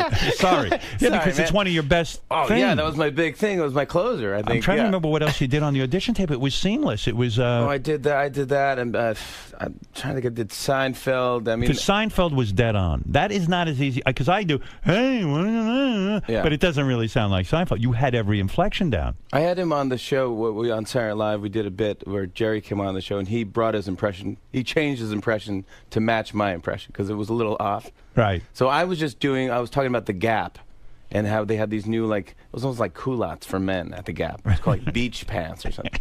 So they go, what are these beach pants? Who wears these things to the beach? What kind of a place is the Gap? And he goes pocket tee? Thanks, Gap. What? You'll refold it? This place is great. They refold your clothes if you don't want them. So we're just yelling back and forth. Isn't it true? I guess you point out that there's 3 phases of Adam Sandler. There's 3 different Jerrys, maybe, I'm thinking. There's a couple. There's the, can you believe? You do that? And then you wait to ask the question? And then you yell back the answer. Would it be inappropriate if you said one day, because I swear I'd go see this, that you're going to do a one-man show on Broadway, and if you did a half hour of Seinfeld's material, but gave us the Seinfeld experience, I would want to see that. Like a human hologram? Like a human hologram. Like you actually went out and performed that. Like the Tupac hologram. Because it's much like one of the things that drives me crazy is you start doing that and all I want is more. But is that the secret? You got to leave them wanting more? No, I don't know. If there is a secret, I don't know. That's probably all I can do. You can't go on. After a while, probably get annoying after a while. Now, Lorne Michaels, when he saw this audition, he had to be, okay, I'm signing this guy, right? I mean, you must have heard that hour that you were on the show. No, I waited for like 2 months. 2 months? Yeah. And no feedback? No, like feedback that was like, I think it went well. Like, just be happy, but we're not sure. Oh, my Lord. It's a tough thing. And then when you go meet him... Did you think you fucked it up? Yeah, well, you never know. You go... Because I auditioned once before, and they... I was at the comic strip here in New York, and I auditioned for that, and I just flopped. It was awful. I had a bad set. I go, this is the worst. I didn't get it. And then they said, we're looking for Tracy Morgan. We're looking for a black cast member. Right. So I go, well, there you go. Right. So You're out. That made me feel bad. Yeah, I can try. I mean, I got to go up for different roles. You know? That's amazing to me because I watched that audition and I go, I'm signing this guy tomorrow, and I'm nervous if I don't get him. Everyone says, you got to get him before everybody else. Mike Shoemaker, who's my producer now, he was there, and Marcy Klein was there, and they all say, no, we knew exactly at the time that you nailed it. That you nailed it. That we signed. And I go, oh, well, I didn't know. Well, yeah, and the funny thing is, I'm thinking about your performances on Saturday Night Live. I'm trying to think if they really used your impressions that much. You know what I did? I did everything once, and then I never did it again because I thought that was cool. But you did something on that audition tape, too, that was good. That was very Saturday Night Live. You said, well, this is an impression of a guy, but it wasn't anyone famous. It was just, the guy who always says this or the guy who always says that. Yeah, none of those guys worked. They didn't? No, I did like a guy who did double takes. Yeah, right. Yeah, that was cool. Everything, gosh, it was just, I don't know. I could never even think. And on that audition, you didn't do your musical impression of Neil Young, which I think is your strongest impression. I did not do Neil Young at the time. Well, at the time, I didn't know what would be funny with doing a Neil Young impression. Neil Young's a big guy. When did you start developing the Neil Young thing? I did the Neil Young thing. I always had it, but I think it took a writer on this show on Late Night, that his name is Mike DeCenzo, to go like, what if Neil Young sang the theme to Fresh Prince of Bel-Air? Yeah, that was good. So that's you can. Did you put that on the album?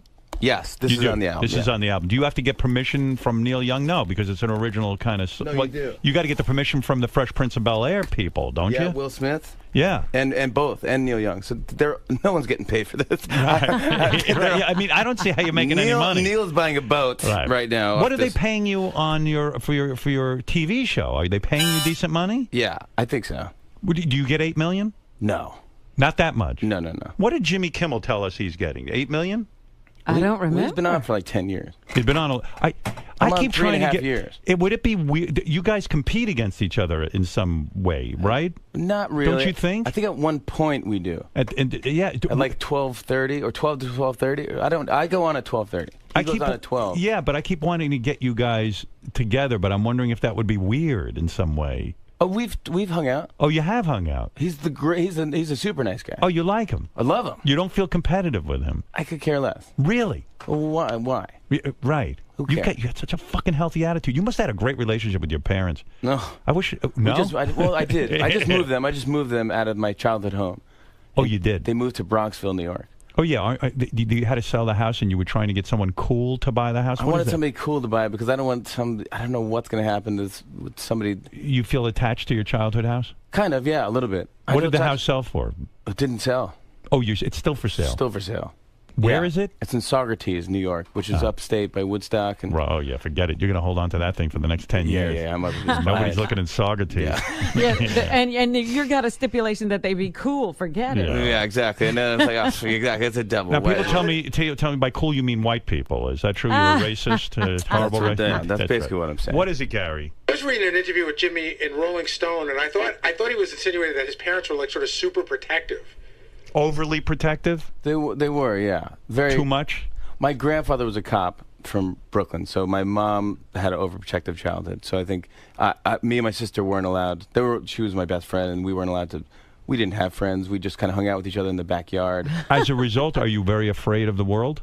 Because you strike me as a guy who'll get on a plane, you'll go to California, you go here, you go there, you're sucking the world in. I think I'm interested in that stuff.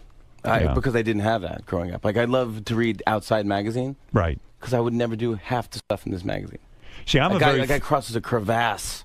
I'm a very fearful person, so I don't go anywhere. Last night I went to dinner with a couple. They said, Howard, Beth, join us next weekend. Want to put you on our private plane. We're going to go to Paris together. We're going to have an incredible time. And they spelled out what we're going to be doing, blah, blah, blah. And I looked at my wife and go, oh, my God, Paris is a terrible place. And I don't How do I say no? Yeah, I mean, how do I say no to this? This is something everyone in the world should experience. This is like an episode of The Bachelorette. It sounds like filled with danger. Yeah, because it's a private jet?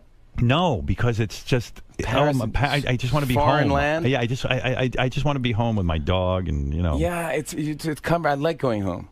Are you like that too? I like going home. I know my wife. I know she's gonna be like, right. We watch the same things. We eat the same stuff. Yeah, I got my food. I got my routine. I barely have enough time to relax. So when I get home, it sounded like a nightmare to me. No, it's just too much work. Too much work. Because you got to reinvent. You got to relive. You go. I don't know how to live here. But a normal person would never turn. Like Robin would be on that plane tomorrow. Absolutely. I mean, a private jet, and this guy's top of the line, and they got rooms and the whole thing. I can't be bothered. Yeah, me too. It just doesn't interest me. Doesn't interest me. I'd rather, seriously, I've heard you say this on the show, but I'd rather sit and stare at a wall. Yeah.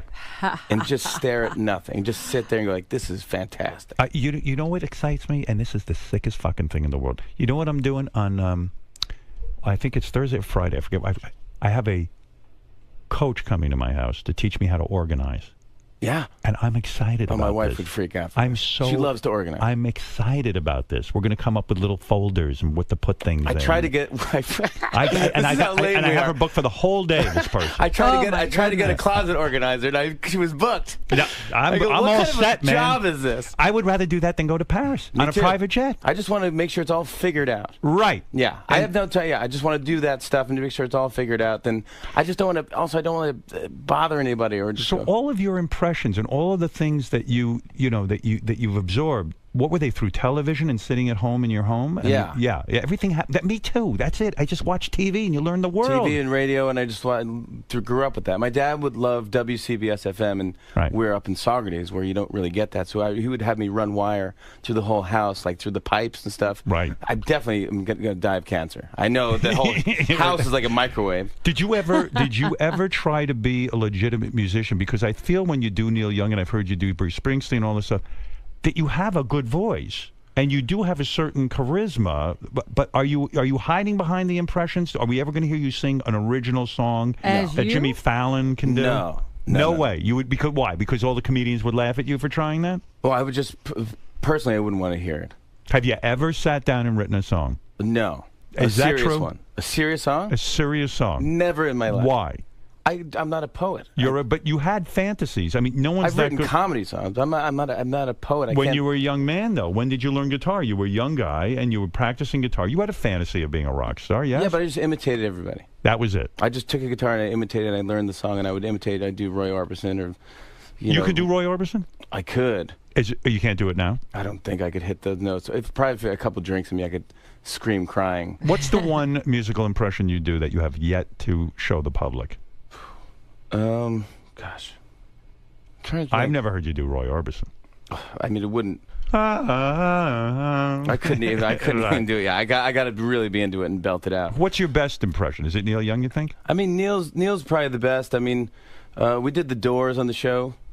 We did the Doors. I've never seen anyone do like Jim Morrison to be funny. Yeah, So right. we did the Doors singing the theme to Reading Rainbow. I saw that one. That was good. That went well. That was good. And we shot it like it was Ed Sullivan from 67 or whatever. It was pretty cool. This show is the best venue for you. I mean, you don't have to sit there with those other fucking cast members from Saturday Night Live. It's your own Sharing thing. time. Yeah, you don't have to share time with them. Fighting you know what I mean? Think about it. Spot. It is really the dream job for you, I guess. Yeah. Although it's fantastic. It's great. And you don't have to worry about like ratings versus this one or that one. It's I'm on so late. Are it's you like, dying to do the Tonight Show?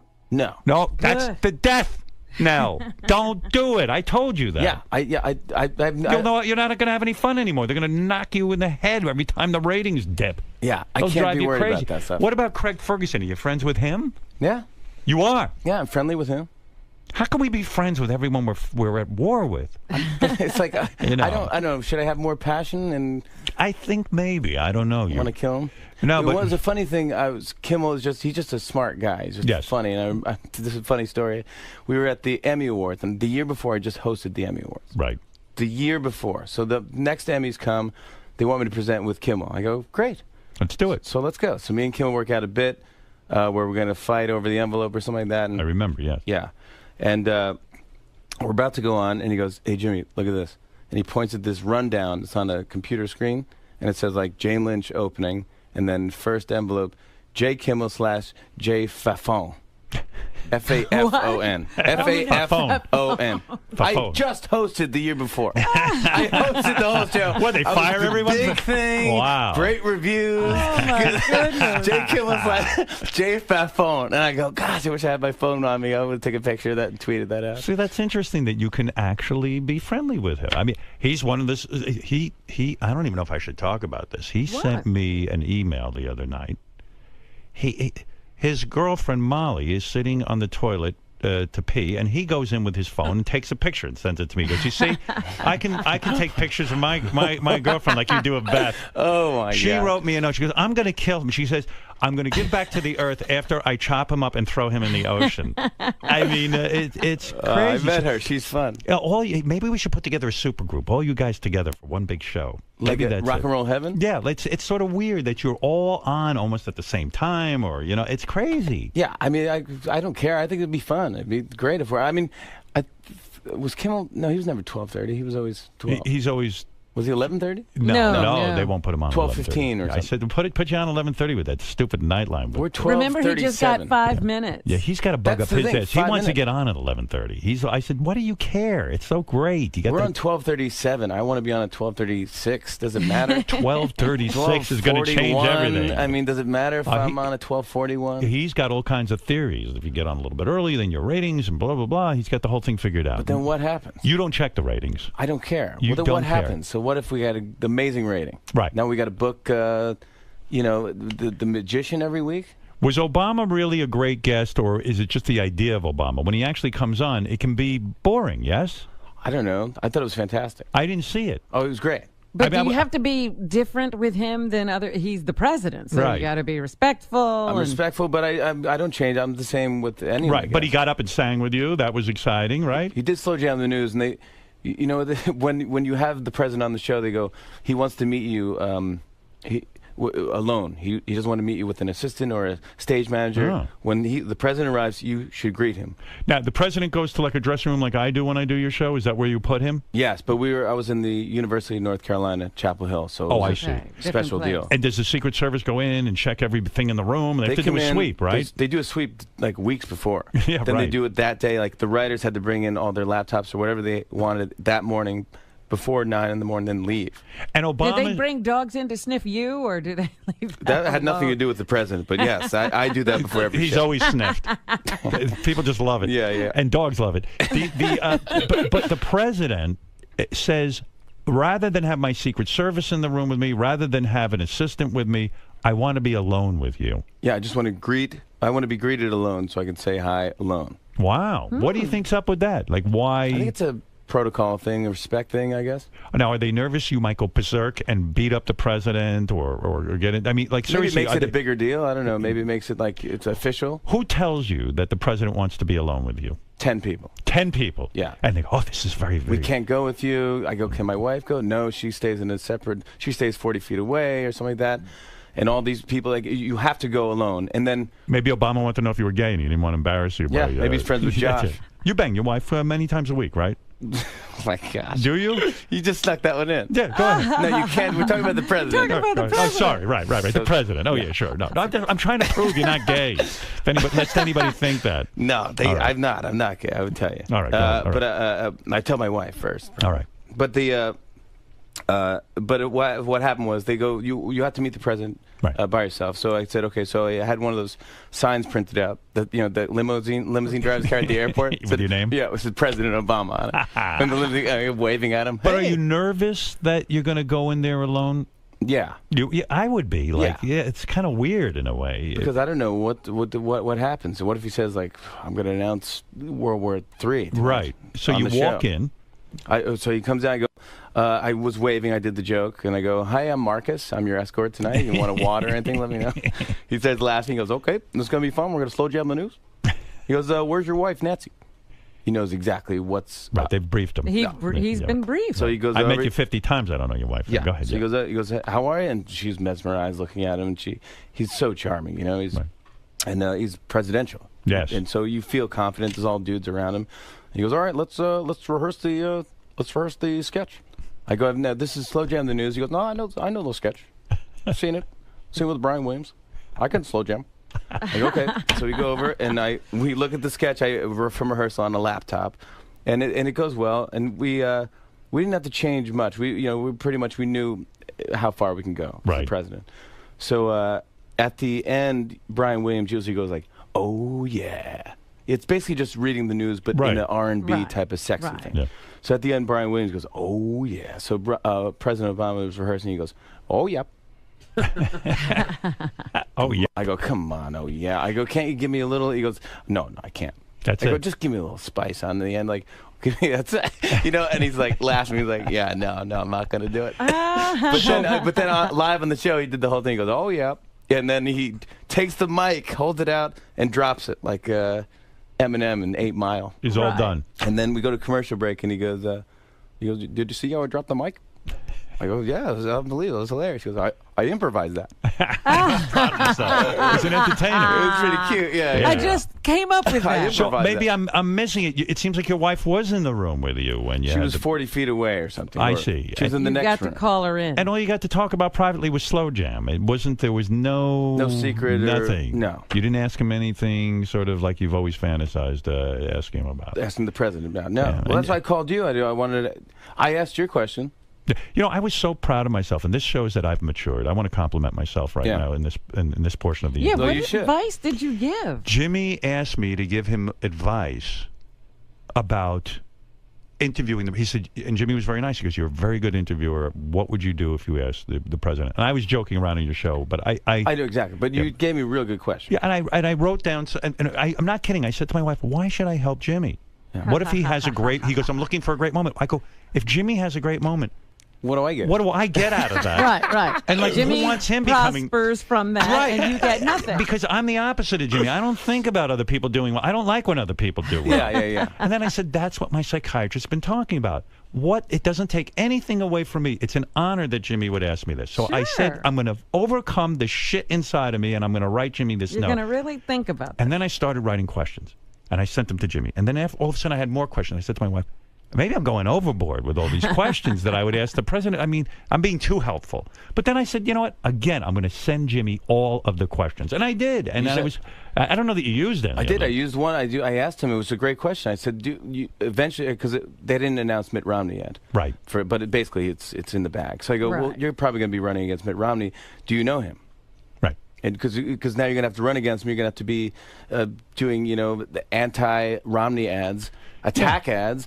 And do you know the guy? Yeah. Do you like him personally? Yeah. Yeah. And and he goes, well. And I'll grind him into dirt. Yeah. He goes, well, we're not friends. That's what he said. Yeah. Wasn't that a great question? It's a great question. Look at that answer. Opened him right up. That was my moment. Listen, ignore my questions.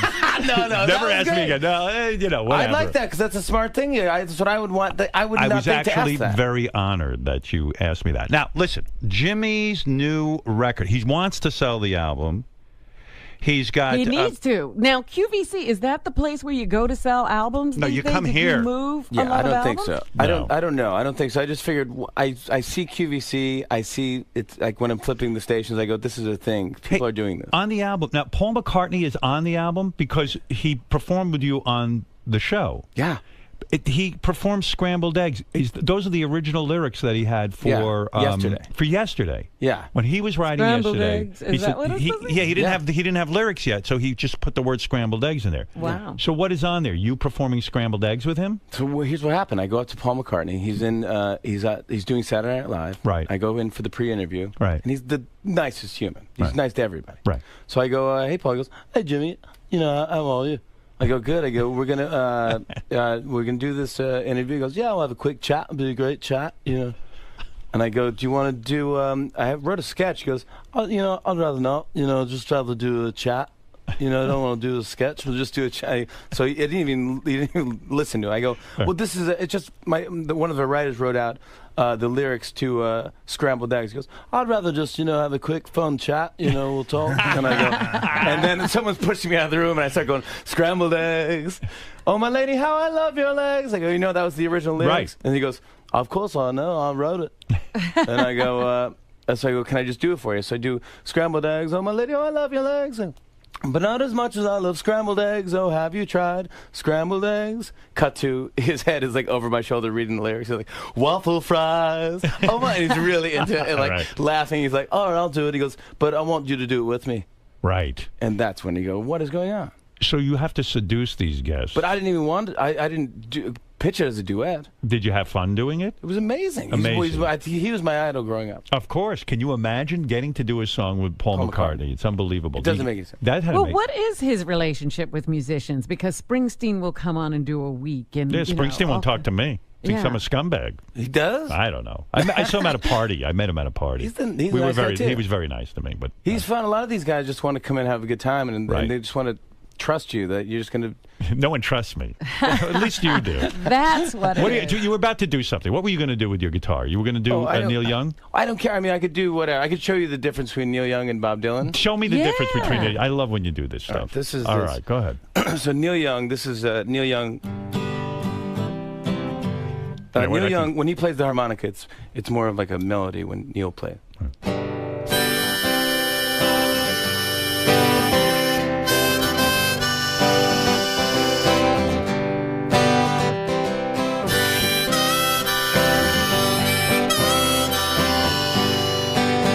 So that's basically Neil Young. I was on your show one night when you were doing some impression. I don't remember what it was, but I was so bummed because that meant you had to stop down and take like 20 minutes to get into your makeup, and I go, oh, get me the fuck out of here.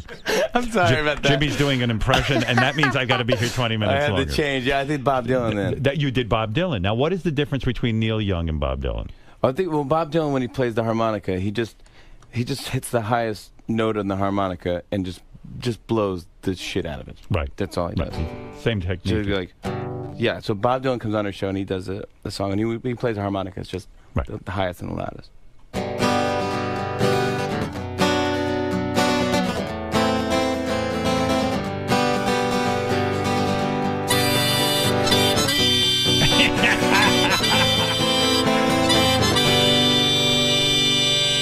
You see, now that's a great observation. Bob Dylan, you look like your head's going to blow off when you're blowing into very that. No, but I mean it's fantastic because it's true. I never realized Bob Dylan just blows into that fucking thing like it's like a breathalyzer. Yeah, and all of a sudden the harmonica becomes funny. But and Bob Dylan, the impression you do morphed over the years. You're like Bob Dylan now. You can't understand a word he says. You might as well not even see him in concert. Right. There was a time that you could sort of hear him articulate the words, but now it's like. I'd rather see a cover band sometimes. You see these new bands, you go, yeah, I know it's the original guy, but what is he doing? He's trying to give a performance where it's a different kind of sound. He wants to do something new and original, but you're like, just do the goddamn song. Don't you want it to sound like the record? Right. That's what you kind of want, right? Yeah. Now and then he does do that, and like, because he'll be like, how does it feel? Right. And you go, oh, I love this song. I didn't know you were doing that one. It's a great song. It's my favorite. Do you ever hear from these guys? I mean, I mean, I know Neil Young came on the show, but Bob Dylan has not been on the show. No, Neil came to the show with Peggy Young. Okay. And he just came, and he's a shy guy. He's a really, really nice guy, but he's very shy, and he had the hat on, and he goes, I go, hey, Neil, and he goes, Pants on the Ground was my biggest hit in 25 years. Oh, okay.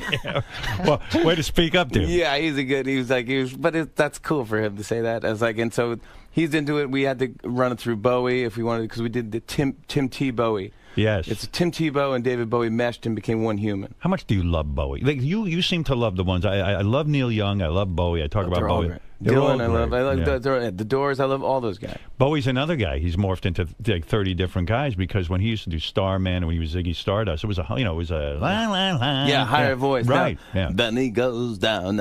Now he just does kind of that type of thing, and yeah, like Elvis Costello has changed too. He has. Elvis Costello used to start off, he'd be like, and then now Elvis Costello's like,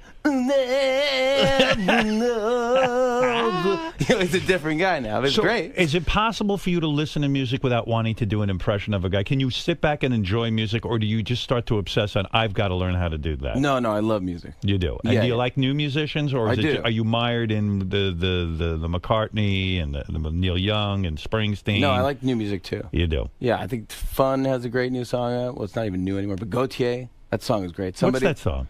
Somebody that I used to know. See, you're more in the music scene than I've started giving up. Oh, he's like, no, it's a great song. He's like, I think it might be the #1 song, and it's like he goes like, basically like you didn't have to treat me so bad. You had your friends collect your records, then you change your number, and like now you're just somebody that I used to know. Do you like rap music? I like rap music. Okay, I feel like it's getting kind of old for me. When the Roots, you had Michelle Obama on the show. And that not Michelle Obama, Michelle Bachmann. Yes. And so this is some sort of controversy. You're not known for generating controversy, but someone decided to play Lion Bitch or something. I don't even know this song. No, I don't think anyone knows this song. And no one knows the song. Somebody decided to play Lying Bitch. I don't know. Is that the name of the song, Lying Bitch? So do you have to go apologize? I know you made an apology to Michelle Bachmann because you felt bad. Like that's a dirty blow. That's something you would not do. I would not do. So someone in your band decides what song is going to be played when they walk out. Yeah. So you're not in on that decision. I am now. Yes. After that is when you became someone who had to get in on that decision. Yeah. Yeah, because that upset you. Well, it was just like, I don't understand. I didn't even know the song. I don't think anyone knows the song. So did the guys come to you and say, hey, we're sorry we did that? They go, yeah. Well, it's like, what are you going to do? We tried to do some sneaky thing, just tried to do a little joke. Right. You know, we didn't think it'd be a big deal. Because no one knows that song. No one knows the song, and they don't really even know her. They don't mean it. They don't know. And you're the nicest guy in the world, at least it seems to me. But, I mean, do you have to go chastise the band? Do you have to say, hey, you motherfuckers fucked me over? I mean, there's never any moment like that. You think he's a tyrant when he's... Yeah, maybe he is. A lot of these guys are. You know? No. I just said, like, dude, come on. What are you doing? Straighten this out. So now you're part of picking that. Yeah, well, I'm not part of picking it, but they have to just clear them through us now. Have you ever fired anyone? Yeah. You have to fire writers and things like that? Yeah, we fired a lot of people. And you do it personally? No, but it's just, I think what it is that we just kind of, it's such, we kind of know, everyone knows. I can't fire anyone. I can't do it. Oh. But that's why we have producers. What do you do if you have a writer and he's got a wife and a family? I mean, what do you do? Look, you just got to do your job. You won't get fired. Yeah. Fred, I got to say it to you. No, Fred, no, sorry. Fred's here for life. Yeah. Benji, I don't know about, but Fred is here. No, Benji, you're here too. So let's plug the album. Let's really get people motivated to get this album so that you can make like 3 cents. I appreciate it. Yeah. It's a good record. It's got a lot of guest stars on it. Jimmy's new album, Blow Your Pants Off, is in stores now. Let's talk about some of the guest stars. We have McCartney. Yes. We have Bruce Springsteen. Yep, singing "Whip My Hair." We have Justin Timberlake. That was a great moment. That "Whip My Hair." Whip my hair back and Whip forth. my hair. That was back crazy. And forth. And That was the crazy. fact that he did that was so cool. Yeah, it is cool. It was amazing, and it was like we put the wig on him, and the hat, and the glasses, and the beard. Like it was Bruce's idea to dress as '70s Bruce. And don't you think before you ask him that he's just going to go, "No, I don't want to do that. It's not. I'm a serious musician," kind of thing. I didn't ask him, so I asked him to do the duet, but then he goes, "Maybe I should do like a '70s Bruce." I go, "Yeah, you're gonna get it. Would you wear like a costume?" He's like, "Yeah." Yeah, because he had the hat on like he used to wear. He brought his own sunglasses from the Born to Run tour. Yeah, he looked like the '70s Bruce. People thought it was fake. People thought it was like a writer imitating or a lookalike. And that's a big deal when you get a Bruce Springsteen to do something like doing that. this, and it was amazing, and he killed it. And it gives you credibility. I called, so I said, "Do you want to sing the Neil Young version of Whip My Hair?" And he goes, "Yeah." He goes, "Yeah, I'm not familiar with that song." Somehow I knew that. So I sent him the thing, and I sent him our version of it, and he goes, "I love it. It's good. It's great. I love it." Do you send, when a guy like Bruce Springsteen agrees to do a bit like that, do you send him a gift afterwards? Do you have something? Do you call him? What do you, A painting. You sent him a painting? No, I'm just kidding. No. Was it a painting of Drew Barrymore and her husband? Exactly. You just roll those out? Re-roll the same one out. Right. I don't give him a gift. Right. Why give him a gift? Fuck him. Well, I mean, I don't want to fuck him. I mean, I don't know. I mean, why? I think I don't know. That's right. Okay, I'm just curious how you run the show. And should you? Yeah. Yes. I think you should send him a gift. I should. Yeah, I wouldn't send him one, but you should. You're a nice guy. I'm not. But like, what is a good gift? I don't want to send him somebody like wine or something, right? A bottle of. What about a sweater? A sweater. Send him a sweater. I don't know. Justin Timberlake is on the album. We do the history of rap. That's one of the songs on the record that cost the most because we had to clear like 15 rap songs. And the book Thank You Notes 2 is Thank You Notes did very well. Yeah, it was a bestseller. Yeah, number 2 did good too. And Thank You Notes is the bit you do on your show. It's a funny bit that you do, and you put it in book form. Yeah. And now you have Thank You Notes 2. Yeah, so you could read the jokes at home, and this one's got like a thing in it, so it plays the piano that the Roots play during the bit, so it's fun. And the book is a good idea because it gets people out there. They're thinking about you, and you reach a broader audience. Yeah. Right. It seems that all of these outside projects are to get people's attention as opposed to make money. Yeah. Yes. I think that's what it is, because I'm on so late. It's like... Jimmy wants attention. I really need... He needs attention. Yeah. Do you get enough attention now? Because you are a guy who needs attention. Oh, my gosh, I get too much attention. Yeah, and you go home and you just sit there and you wait for the next show. Yeah. Yeah, but you're not a sad sack like Letterman. You don't sit there and... No. And your hobby isn't working on cars like Jay Leno. I can't get into cars. It's funny? I was talking to Jay Leno, and I know you don't like him, so I won't talk about him that much. No, talk about him. Go ahead. But because I was thinking about getting a vintage car. Were you? Well, I got a place out in the Hamptons. Right. And I go, I should get a convertible and drive around and be a cool guy. Right. All of them drive around. Yeah, and these cool cars, vintage cars. So I go, what do you so I'm really researching this. I look into it, and I'm just not a car guy. Right. I'm awful. Awful driver. Less. I could care less. And I'm not a good driver. I just want airbags. And if you drive around in a vintage car, everyone's going to notice you, and you're going to look like a big douchebag. You're a real jerk. Right, and then, but I just don't know what I'm. Also, I don't know what I'm talking about. Right. So I go, Jay, what do you think about this? Should I get a Porsche 60-something Porsche? He goes, I mean, do you like cars? I go, not really. I mean, I don't really like cars. He goes, then don't get a car. Right. He goes, get a truck. Yeah. I go, I don't even know if I like trucks. I got nothing to put in the back of it or whatever. Right. He's like, he goes, here's the thing. He goes, I love cars. Right. If it breaks down, that makes me happy because I want to fix it and see how it works. Right. That interests me. Right. I go, that would never interest me. Yeah, I would give it to somebody and I'd have them fix it for me. If you want to go retro, get like the Amish have a horse and a carriage, and you drive around the Hamptons in that, and everyone will love it. The buggy and horse. Yeah, that's a good idea. But you need a hobby. That's what it is. You need a hobby. Like I'm into photography. I'm a photographer. You still into that? Oh yeah.